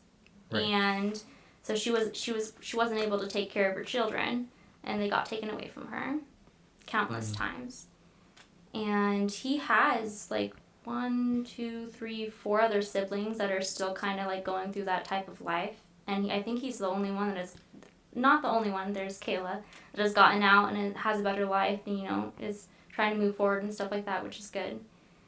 But yeah, I remember going to the bathroom, and when I was walking, I kind of snooped in his room the first day that I met him because I was walking past his room and it was open. And the bathroom was like right here. And then, but I saw like a collage, like it looked like a shrine. And that's why I was like, caught my eye and I was like, I'm gonna go snoop in this guy's room. Yeah. And like he wasn't in there until like I was like looking at everything, and then all of a sudden I like feel like presence like right here, and I was like, oh my god. I'm like, I'm so sorry, I just like snooped into your room right now. And he's like, no. I was like, please, like look around, this is why I have everything up. And like he had scholarships on top of scholarships, like certificates, and you know, he was valedictorian, you know, like just so many awards and medals, and just like on paper he looked like this just like amazing smart, you know. He went to college, we went to the 4-year college, but then he had to come back. And I told him, funny thing is he was about to be shipped off to boot camp for the Marines or something. Mm-hmm. And I had told him I could never be with someone that's in the Marines because I am just like such a hands-on like person. Like I could never do long distance. Like I will cheat. Like I would never. I mean, I have, so right. I have like that reputation. I guess. By the way, whoop whoop, I haven't cheated with my husband. He's a for real one, you know. Absolutely, yeah. Your husband definitely seems like a stand-up guy for sure. Yeah, his name's Wesley, and he's also 25. Oh my God, are we old? Are we old? Oh man, we're old. So man, my sister was like, "You're old," and I was just like, "Yeah, I know." Well, you gotta say that. 25. Oh man, we're definitely old. It's crazy. We're about to retire soon too. Right? Nah.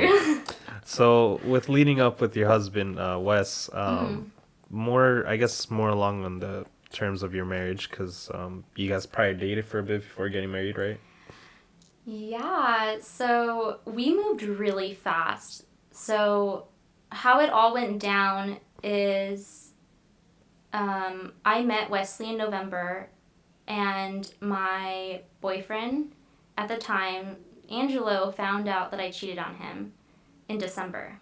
Ah, okay. So I was a whole month that I was just kind of like this secretive thing. That one night I was hanging out at Wesley's house, and I was hanging out there like every weekend after meeting him. So it was like probably like the third weekend we had drank and we slept together.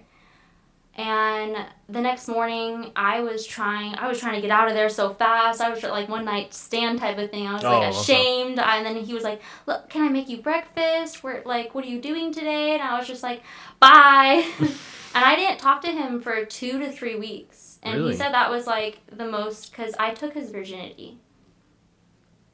So I know, like at 20 years old, this man saved his virginity. And he said that he wanted to give it to someone that he knew, you know, made him feel special. And even though we barely knew each other, he said that he knew that I was the one and that he was going to fight for me. That's awesome. Yeah, and so like within those 3 weeks that we weren't talking, he emailed me every day. I was like blocking, and I was like not messaging anything. He said he like kind of just fell in this deep depression. His friends were texting me and was like, "Hey, did you say anything or do anything to Wes? He's like not acting himself," and he's such an uplifting like type of person like to be around, like, so they knew something was wrong. And I was just like, no, I don't think I should open that can of worms, you know, like I have a relationship that I need to be working on and stuff like that. But the more and more I realized that I wasn't talking to him, the more that I was just like I wasn't happy in my relationship. I wasn't in love with the person I was with because of how toxic it had become and with all the fighting in it. And it did get physical once. And at that point, I was just like, I was giving in. And I went over to his house without even messaging him. And his roommate let me in, and I snuck into his room. and I hid behind the door. And he said he went to McDonald's, he'll be right back. And so when he came back, it was like dark in there, and then I just pop out from behind the door, and I'm like, hey! And he was like, boom! And I was like, I ducked. Oh my. I seriously, he almost hit me. And he was like, oh my god, I'm so sorry. Don't ever scare me like that. I should have told you before that, like, if people try to scare me, I just go ahead and swing. Like, that's just a guy instinct. Yeah, for a guy. Yeah, it's just a guy instinct. Yeah, when we get spooked, yeah, usually we'll throw a swing because, I mean, it could be like someone's jumpy, so the second you're like, all right. He's like, who is this random stranger in my room? Like, someone's about to steal my shit right now. That's why I probably... Oh my gosh. But it was just like, yeah, I ducked and I was like, oh my gosh. He was just like so surprised to see me. And then we talked every day after that until it came out. And, you know, I was going home, coming back from, like, these hangouts, and I was telling my boyfriend, oh my god, you should meet this guy, he's such an amazing guy, like, telling it, like, pretty much being, like, like, to my boyfriend, like, this is it, like, you really like him, like, one time we even, like, all went to a barbecue, and it was so awkward, because my friend Priscilla was there, and she was hitting on Wesley, and of course, my boyfriend was there, just playing video games, like, with the roommate, not even paying attention, but you could tell that, like, in the room was just, like, this awkward type of tension. Because Wesley was looking at me while, you know, like, Angela would be sitting next to me, like, grabbing my leg like this, and you can tell, like, he was, like, boiling up inside and, like, getting, like, embarrassed. And then then when we were playing, like, beer pong, or, like, something with the pong table things, and he was, like, Priscilla was just like, oh my god, this guy's so cute, like, I'm gonna smash him tonight, like we're gonna do, and I was just, you could tell that I was just also getting red and being like, no you're not, like, and she was just like kind of like acting like kind of weird, and she's like you could tell, like, in the air. And so when we got back home that night, he was like, are you cheating on me? And I was like, no, what are you talking about? And, like, he was... A little side eye, I was like... And he's like, yes, you are. Every time you come back from that house, you tell me how amazing person he is. How can you, like, feel that when you're with me, like, type of thing. And I was just like, was just like, did you cheat on me? Like, just kept asking me, and I was like, yes, I did. And then it kind of just, like, went from there, and he wasn't the only person I cheated on him with, because I was so unhappy in that relationship, you know, stemming from, like, what happened to the abortion and stuff like that, and it didn't feel like we ever reconnected after that, and he didn't make me feel, like, hurt or stuff as a person. So, like, yeah, like, I cheated on him with a coworker. I even cheated on him with Noah Brown, who, like, I went to dinner with him. Wow. And, like, try to have some closure on that, but then, you know, he was just like, want to smash, like, at Pepper Tree, like, after it closes, and I was like, okay, I don't care. And, like, there's this drug dealer, his name is Pac-Man, and he's around Vista, and I think he's still, like, you know, goes around those type of places, and he actually has a fiance that he cheats on the regular, that he told me. And he said that she cheats on me too, and I'm like, okay. And, like, you know, he gave me some weed, you know, I gave him some of that, you know. Yeah. And, hey. back in the day. Right. And, but with Wesley, it was different. Like, I felt a connection with him. I felt like I was finally being heard. I felt like a piece of myself that I thought I lost was coming, like, to light, and I wanted that. I wanted that life so badly that, you know, when it all went down, he kicked me out of the house. You know, we had a lease together, but I broke out of it. Oh, and you broke so out of it. Yeah, he stayed there, and he got a roommate. And I moved in with Tatiana, which was his friend. But I honestly just rented the room. Like, I was giving her $300, like, for, like, 3 months. But I stayed every night at Wesley's house, even though I wasn't supposed to, like, spend the night there, because the government, like, has, like, certain rules, and you're not allowed to have, like, anybody else live there. But I was living there rent free for, like, for like a 7-8 months before we like saved up and we got our own apartment together. And that's when I kind of began to realize, you know, I wasn't being me this whole time. I really opened up my shell when I met Wesley. Like, he let me, like, we went through our whole lives together, both of us, and he has gone through some pretty traumatic stuff too in his past. And it surprises me to this day that he has just come out to be such an amazing person. And he's also had just helped me realize that I can be happy and I could do things that make me happy. He opened up the world of buying me things. The first thing that he bought me was a pair of socks because I didn't own any matching socks. He got me a pair of cat socks. And then that Christmas, he got me a cat. His name is Oscar, and he's still alive. He's 5 years old. That's awesome. Oh, I'll put a little picture of him. Yeah, definitely. And yeah, we kind of just started our little family from there. At that time, I wasn't talking to any of my family because what they saw was I cheated on my ex, and that I was like just being, you know, what he was telling them was Right. just like, you know, all these lies. And so I was just like, I'm cutting off from everyone. Like, I'm just gonna work on what good I have here. So the first couple of months, I didn't hang out with friends or anything. I just hung out with Wesley for about 6 months. He had me all to himself. And that's what he says sometimes, you know, after that 6 months, he started getting jealous that I was hanging out with like my girlfriends and spending other time with other people. Okay. He's like, no, I want you all to myself. And I was just like, boy, calm down. You live with me. I come home to you. I'd be like, settle down. Calm down. Yeah. And I wasn't working at Pepper Tree at that time. I was working okay. at a company for repossessing vehicles. And I thought I was going to stay there. It was a full-time job. I actually got Wesley a job there because he was working at Sonic at the time when I met him. Oh, okay. And so we started saving money since he wasn't paying for rent at that time. Mm-hmm. And I wasn't either. So we saved a good chunk to be able to move out. I mean, when we moved out, it was $3,000 for a down payment. You know, it's expensive when you move. Right, yeah, definitely. At first. And yeah, it was good. I started reconnecting back with my dad, and we had our first family vacation at Christmas time.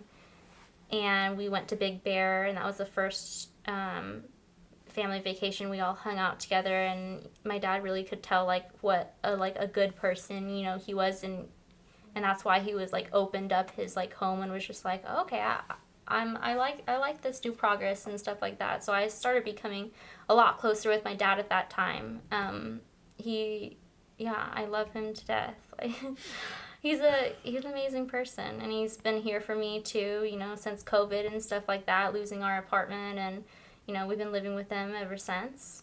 And it's hard out here in California trying to make money and, Yeah, you know, raise, it really is. you know, and even trying to have fun and live life, you know?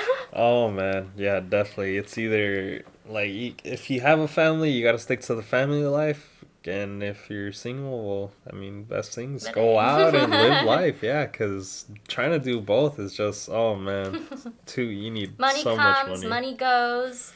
Like, make yourself happy. You buy that flat screen TV. You know, you gotta do what you gotta do to, you know, make things a little bit on the lighter side. But yeah, I am truly grateful that I met him and that he fought for me, because I really tried at first to be like, hey, I don't like you, it was a mistake type of thing. And the things that I said to him was very hurtful, because like I was kind of like I was scared. I mean, you know, being especially in a toxic relationship Right. as well. But yeah, after that we like had parties, and like all of our friends like Ayla and Sierra started hanging out with me again, and they started liking Wesley. At first they were like didn't like him because they thought, because like even to them I wasn't like truthful with them, like what was going on and stuff like behind the scenes. Oh, okay. And so yeah, we all started becoming like really good friends. when I got him the job at the place, at the forwarding company, I forget what it's called though. Oh well, I don't even think it's a real thing anymore because they spent like millions of dollars, and then COVID hit, and they fired everyone. They let go of everyone, and at that time, our apartment as well was being run over by cockroaches. Like we did our dishes, we cleaned our house, we made it nice, but there was these people living above us in the apartment complex. When they moved out, like their house was a hoarder house. Like there was like trash and rotten Yikes. pizza, and like they were drug addicts, and all of their cockroaches came down to our apartment, and it was you couldn't sleep without them crawling on you. It was that bad. Like sometimes we have like PTSD from like sleeping and having bugs crawl on us. It's disgusting. Oh man, I know. So every time we see a cockroach, we're like, oh no, not again. And we actually brought some of those cockroaches with us when we moved in with my dad. Oh, okay. He didn't have a room open at the time, so we stayed in a trailer for about 6-7 months outside, no AC, 2 cats. We didn't let the cats outside at that time because we were scared to lose them. And eventually we did, and then Jack, he got hit by a car, unfortunately, so now we have Loki. They're both outside cats now. Oh, okay.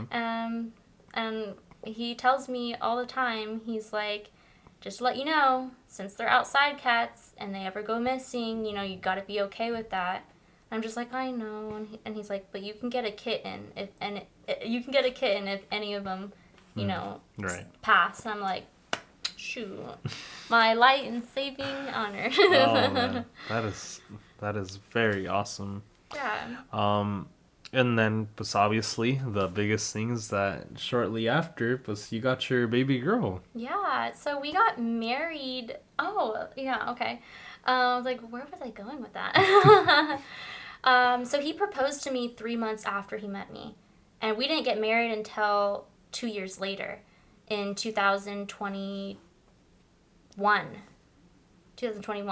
And then we had our daughter 6 months later. We got pregnant right after we got married in Vegas. In Vegas. Okay, yeah. awesome. So we had like a little small wedding. Yeah. In Vegas with just like my dad, my aunt and uncle from Oregon, my stepmom Christina, and of course the bride and the groom. There was just a little short one there, and then we also, guess I could be lucky to say that I got 2 weddings. I had a wedding in May, and then I had a wedding in July over at my mom's house. And over at my mom's house, it was more like she planned everything, she bought everything, because I told her, I was like, we already spent $2,000 on our last wedding. We don't have any more like savings or money or anything like that. So It all came out of her pocket and stuff. So she planned everything and she picked out everything the way that she wanted it. Because, her mom and dad were coming. And they live in Arizona. They just... what was it called when old people, resign from working? Retiring? Yeah. I was like, I couldn't think of the name for some reason. So they retired in Arizona, and they came over, and they're very old-fashioned. They're like, you got to do things by a certain way, brush your teeth 3 times a day, like, type. They're good people, but they also they don't understand, they're blind to see, all the troubles that I have with my mom, and they still try to like push me, be like, oh, just be like, whatever, who cares, like, she's your mom. I'm just like, okay, that doesn't have her the right to treat me the way that she does, and to slander me, and to bully me all of my life. Like, what are you talking? They don't know anything like that. And I've tried explaining it to them, and then all they see is like, oh, you guys are just drama.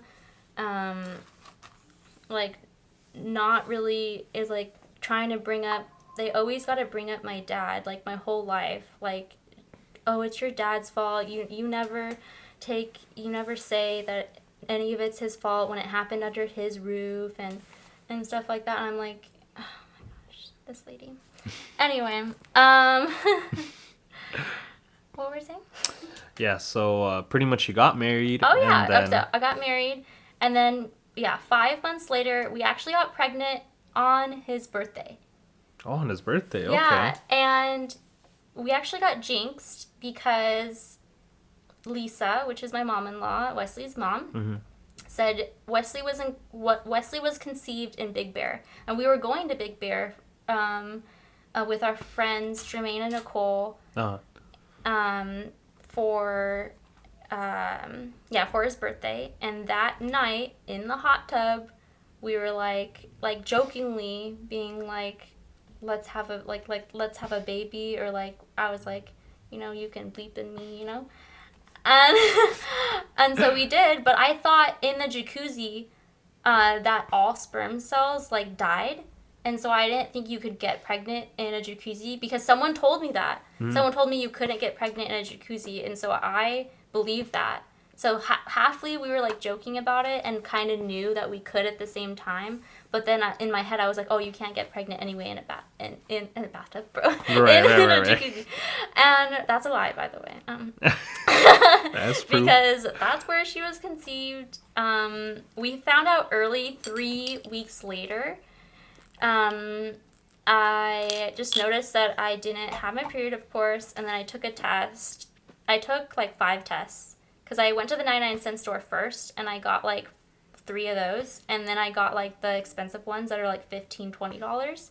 And I took all of them. Because I was like, no, these are broken. And,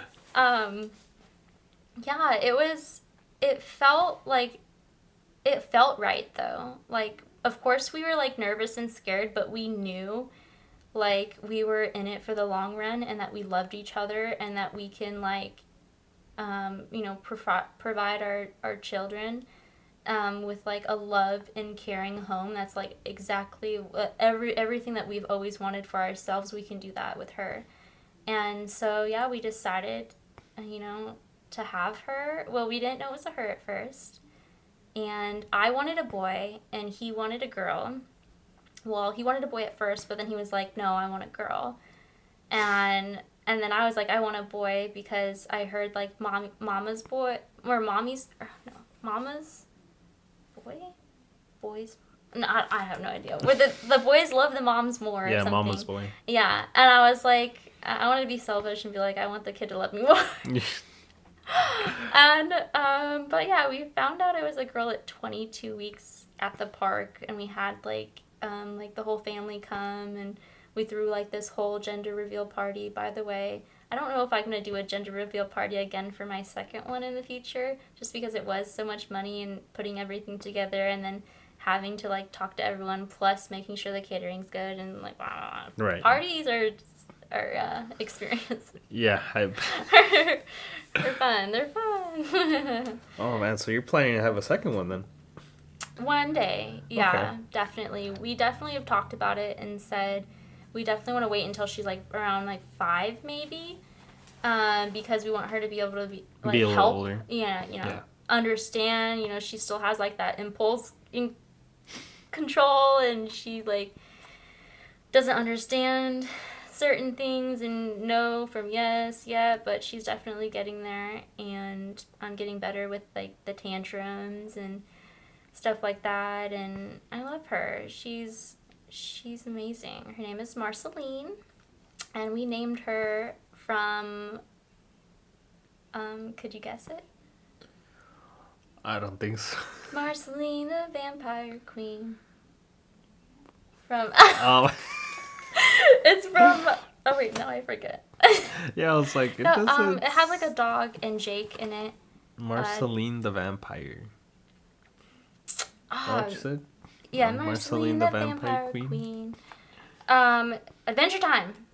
Have you ever seen that? Oh, okay. Now I get. Okay, yeah. Okay, I see you now. Yeah, because before that, it was our favorite show. Okay, and I that's jokingly sick. told him, I was like, Marceline, that's such a beautiful name. We're gonna name our daughter that one day. Marceline. And he was like, okay. And for real, like it was like always been like my favorite name, to choose from. So her name is Marceline Mary Jane Jewel Bryant.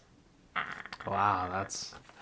Oh, man. That second option was gonna be her first, and then Okay. we were like, the funny thing is that's my great grandmother's name on my mom's side is Mary Jane, and so my mom told her that I named her after her, and I was like, I did not. You know, we all know what I name her after. Every day. Right? Okay, that's awesome. So we're pretty much wrapping up the show, so pretty much got into the final stage. So what is the next what's next in the chapter of your life? Wow, I really had to think about this one. So this is number 10. Number 10. Right? What's the next chapter of my life? So I've talked a little bit about how I'm in the process of healing. I'm definitely at the beginning of this journey. I'm starting to read more books into it, immature parenting and Angry Parent, Angry Home, which is a anger management book by like a psychologist standpoint of how you can be able to calmly, be the calm in your child's storm, be able to navigate? Yes, navigate through tantrums and like how to smoothly try to like come from, anything I have ever known is all I have. I have like so much anger, like pent up like resentment and anger and stuff like that I don't want to push anything towards my own children. And you have to learn it yourself. So I'm just trying to learn how to move past my own traumas and everything that I've gone through in my life, and coming to the realization that I can't change my past, and that anything that had happened in my past is not my fault. And it feels really good to say that. Even though I've said it a couple times, just on my own, and, being able to walk through this process of stuff has really, helped me. And I'm thankful for, so thank you as well. Of course. Just revolving myself around positivity, people that bring me light and, like, not trying to tear me down. Like, I'm 25 now. I don't have time for all that drama. I don't. So, like, if you try to come at me with, like you're trying to be toxic towards me, I'm going to be like, hey, I don't need this. Sorry. I hope the best for you. But, we're not going to be a part of each other's lives. I'm not going to let you treat me that way. Yeah. Because, no one deserves to be treated, like that. And, it's not narcissistic, pretty much. Like, whether that be coming from, like, a family member to, like, even your own partner. It's, something that they need to work on themselves, and they have to be open to do that. A lot of people just can't take accountability, and that's just, you got to do you, and I am going to do me. So I've gone through a lot this past year, like I said, a couple of times, and I removed that toxic part of my life, so I am no longer going to be, have a relationship with my mom. She's made it very clear to me that she takes no accountability for her own actions or everything that she has said to me to this day. I don't need it, and I'm not going to stand for it, and that's not something I'm going to teach my daughter, that's how you're going to let people treat you, because even though that she's your mom or even though she's blood, like, does not mean they have the right to treat you the way that they do. And, you got to tell yourself that and be able to, kind of live with it. And that sucks is, like, my brother and sister are collateral damage. Like, I'm not allowed to talk to my sister or my brother. They want nothing to do with me. They are just getting fed, like, just horrible things about me that aren't even true. And some things are true, that one day I hope that they can come to me and we can be able to peacefully, resolve it as adults. But, that day will come eventually, and I just gotta wait and be patient. So blood doesn't mean family if I ever got any advice for anyone out there. No one should be able to like make your insecurities, like worse than that. Does that make sense? Like the narcissistic, the toxic, the immature, like ness of it all, like that's not on you, that's on them, and they're treating you that way because they're reflecting on their own lives. And I kind of am trying to like move past, the why factor. Like I was saying before, I can go through my head for hours, like, why me? Why did you do this? Like, why did you treat me this way? And I'm ready for the next chapter of my own life. And I am starting the journey. That is awesome. Well, I'm very proud of you for speaking up about this. I can't imagine it's been easy. And I hope with whatever comes next that, I wish nothing but the best for you and your family. And thank you. And that you're able to heal from this whole for sure. I feel like a lot of this stuff has been like almost like eating me alive. I haven't come out with like, a lot of like, I'm sure I didn't like get the full story of like everything, but most of it, even for the people that have seen those sides, that or clippets or memories that I have of her, I do really just hope for the best, and I have forgiven her, which is kind of weird to say because throughout everything you'd assume that you can't forgive a person for it, but you really have to be able to forgive to be able to move on. And shoot, I'll never forget it. Right, of course. But yeah, I'm on to your next question of the All day, right. the last so one. This is, the final question of the day. This is a question that gets asked to every guest, and I would say every, but I did forget to ask Jaslyn this last episode. So Jaslyn, if you're hearing this, I'm sorry, but yeah, this typically the final question that every guest has gotten, minus Jazzy, unfortunately. But for the final question is, what is your destino? And for me to just make it a little bit more simpler is, what is your destiny? Oh, well, I had to look this up on Google because I was like, what does that mean? But I was like, it makes sense, right? Yeah. What is my destino? Good question. My destiny. My destiny, I guess, is to be a mom. As simple as that. I mean, a lot of people can say that. But for me personally, especially for me and my husband, we want to provide the best possible life we can for Marceline. Because that's like everything that we wish we could have had growing up, Give her a childhood that she doesn't have to heal from. Just let her live in those little tiny moments and let her be her and teach her love and kindness and positivity. Teach her how to navigate through her emotions and not push them aside, because I've gone down that road. I've lived it. I survived it. It's everything that I could ever pray for. Loving, understanding parents, teaching, listening from, what's right and what's wrong. And to do that, I need to reteach myself. I need to heal from my own wounds, and I need to break the cycle, and I will, and I am learning, and I will get there. And I need to find my calm to my storm to be able to help her.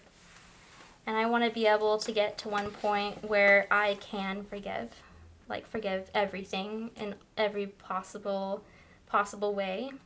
There will always be a part of me just even asking God himself, why me? But that's the question I wanted so badly at one point to be answered. But I wouldn't be the amazing person I am today without it. And I couldn't be the person I am today without my loving husband, and the supporting family I have. You know, my little sister Belle and Christina, my bonus mom, my other bonus mom Lisa, and most importantly, my father. He's always been there for me, and he always will. Such a hardworking, loving man, and every step that I take, I know that these people have my back, and that's what's really, truly most important to me. I'm really blessed to have all of my friends and my family here in my life, and yeah, I can go around in my head overthinking all those, negative things over and over, but there also just comes to a point where you gotta take a breath, move on, and I've taken accountability for my own actions in my past. And for those of you who didn't get a sorry for me in the past, or for what I've said to you or done, like that wasn't me. Sure, it was a shell of a broken little girl that just felt lost and was feeling pain and had no other option to be able to express that. And so that's how I would explain it for my own actions in the past. So even though I'll never forget that, even though I will never get that why, I'm at peace with that. My destiny. So to live, to learn, to love, to prosper, to succeed, to teach, live life at its fullest. I want to stand my ground, because I always will. Always validate my feelings. Always validate your feelings. They matter. Everything will fall in its place. And it's the big moves that you take in your life that will get you places. You are in control of your own life. No one else. And words do hurt. Words matter. And like I said before, for all you parents out there that I guess needs to hear this, what you say to your kids does matter. They are learning from you, how you handle yourself, how you handle anger, how you treat other people. When you poke at their insecurities, that will stay with them for the rest of their lives. Like you're giving your child a childhood, whether they remember the good, the bad, it'll always stay with them. And how you treat others, how you talk to your husband, how you talk to your partner, your sister, your brother. They say children are like sponges, because they are. They are soaking up everything, around them in the world, whether that be good or bad. And I've learned from my mistakes. We all know what can happen. So no matter, no wonder I was such a little shitty kid then, right? But look at me now. Hey. Look at me now. Yeah, compared to the group, you are the first person to have gotten married and have a kid. So, I think it was Roman. He got married first, but I was the first to have. But to have, yes. You got the accolade with the marriage and the kids, so you're definitely the person. I got the ring, and I got the. There you go. I don't know where it's going with that. So everybody got some catching up to do, but. Yeah, and I'm really proud of where I am today, because like I said, look at me now. I did this. I am who I am today because of me and what I have overcome. And I have taken pride in, the family that I have created, and, the person that I am trying to be. I still have, like, my bad days and the days where I feel really down. And then, my husband's always there to pick me right back up, no matter the cost of, how he's feeling. He's just always been my number one. And that's something I'm going to be grateful for the rest of my life. And I'm going to die old with this man. Like, I don't have any other plans of any, I don't think of it as, like, oh, what if we get a divorce one day? Like, no, you can't really think that way, especially, a life that you want to Yeah. provide for your family and stuff. So That's awesome. I am who I am today because of me. Don't you forget that. Absolutely, never forget that. I So, wanted to say just like a final words of course. to special person out there. She's definitely special. It's like my hands are sweating now. Just kidding. So, Mom, yes, there are mistakes in our lives that that we can wish that we can go back on and change. And you've shown me time and time again that you have no remorse for your actions or the traumas that you have given me. You say to yourself, I am a good mother. You say that countless time and time again. And excuse me, where have you been all of my life? Okay, good mother say, woo, woo, up in the back. Yeah, okay. Just because you forgot it because you were blackout drunk does not mean it didn't happen. The times where I had to hold my brother, and hold my little brother while he cries himself to sleep. The time where you throw that bottle of Jack Daniels to his head and made him bleed. The times where you've thrown me and you kicked me and you pushed me into the wall and you told me that would never happen again, but it did. And you told me that it never happened and that I was just a little evil kid making up lies, trying to feel sorry for herself. And you sit there and you say you're a good mom. But I'm pretty sure you were at some point. You fed me, you bathed me, put clothes on my back. I feel like every parent should do that. I mean, if you didn't, and it's CPS, hello. You told me I should be grateful. Grateful for everything that I had. But you know what you didn't do as a good mom should? Make me feel safe. Make me feel heard. And make me feel loved. Because those are all the things I didn't feel growing up. And I get it. You had a bad life that you didn't want your kids to have. And you made sure they had food on the table. And they went to school and got good grades. But when it really mattered, and the times where I felt like I needed you most, you took away your affection and you made me feel alone. And I never really knew even how to love myself. Because every little word, every little poke, every little pinch at my body and my self-image, you were there to tear me down. And for that, I will forgive you. I will forgive you for all of that. But what I'm having a hard time forgiving is the continued slander you have on me and my name and my family. And the continuous pain you have caused. And in result of that, you will never have the power to hurt me again.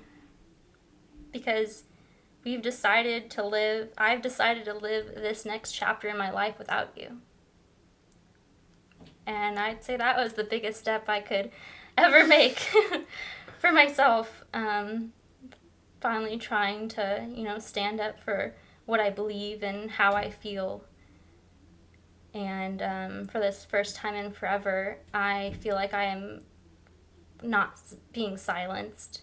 And if you are listening out there, I really hope one day that you get your shit together.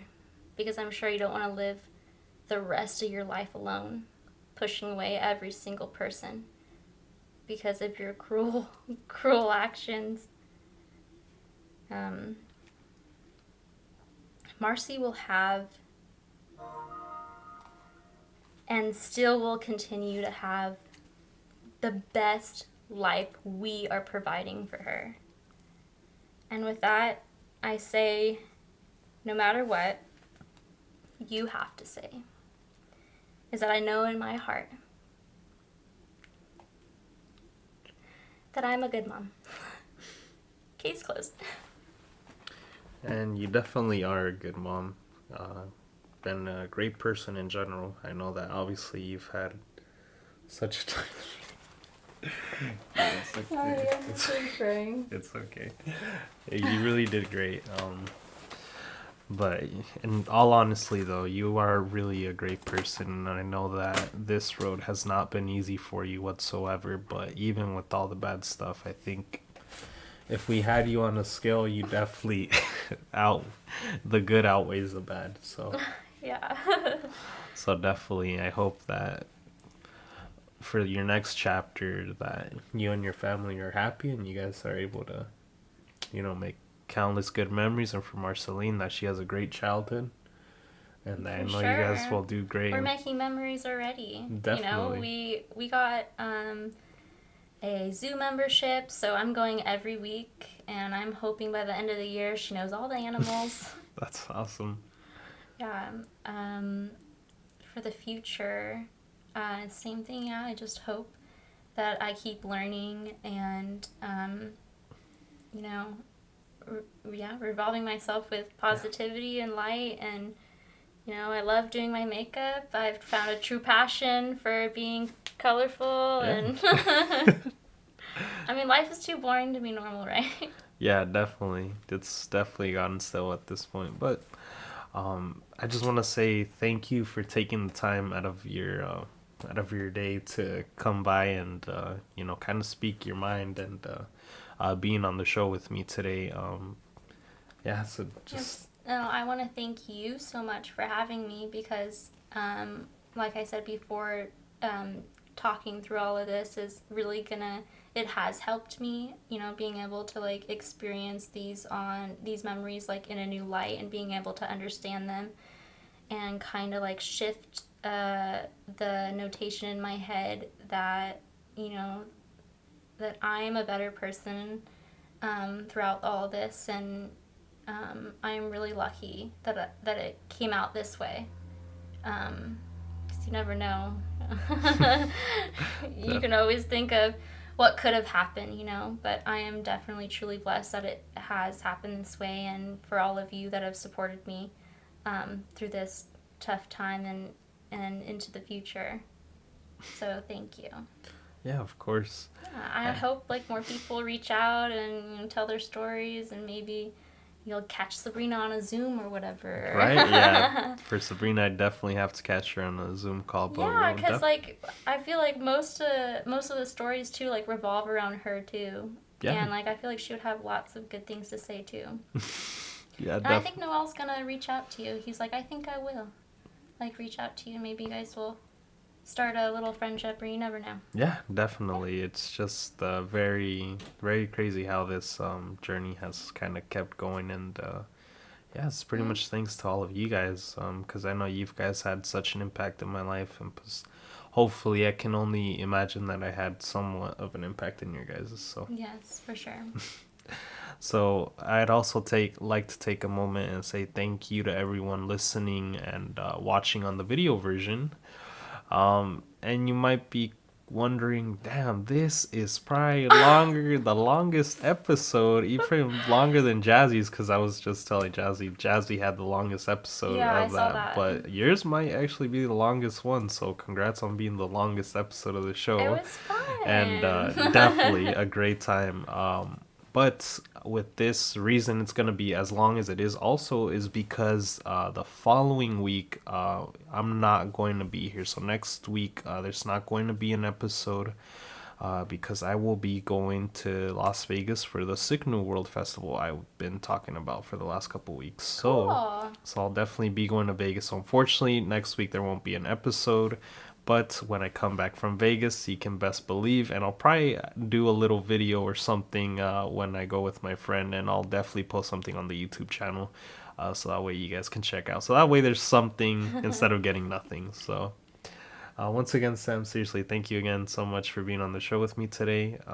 And all of you guys, don't forget to, if you haven't already on the Spotify version, don't forget to follow. That way you guys keep updated on new episodes and new releases.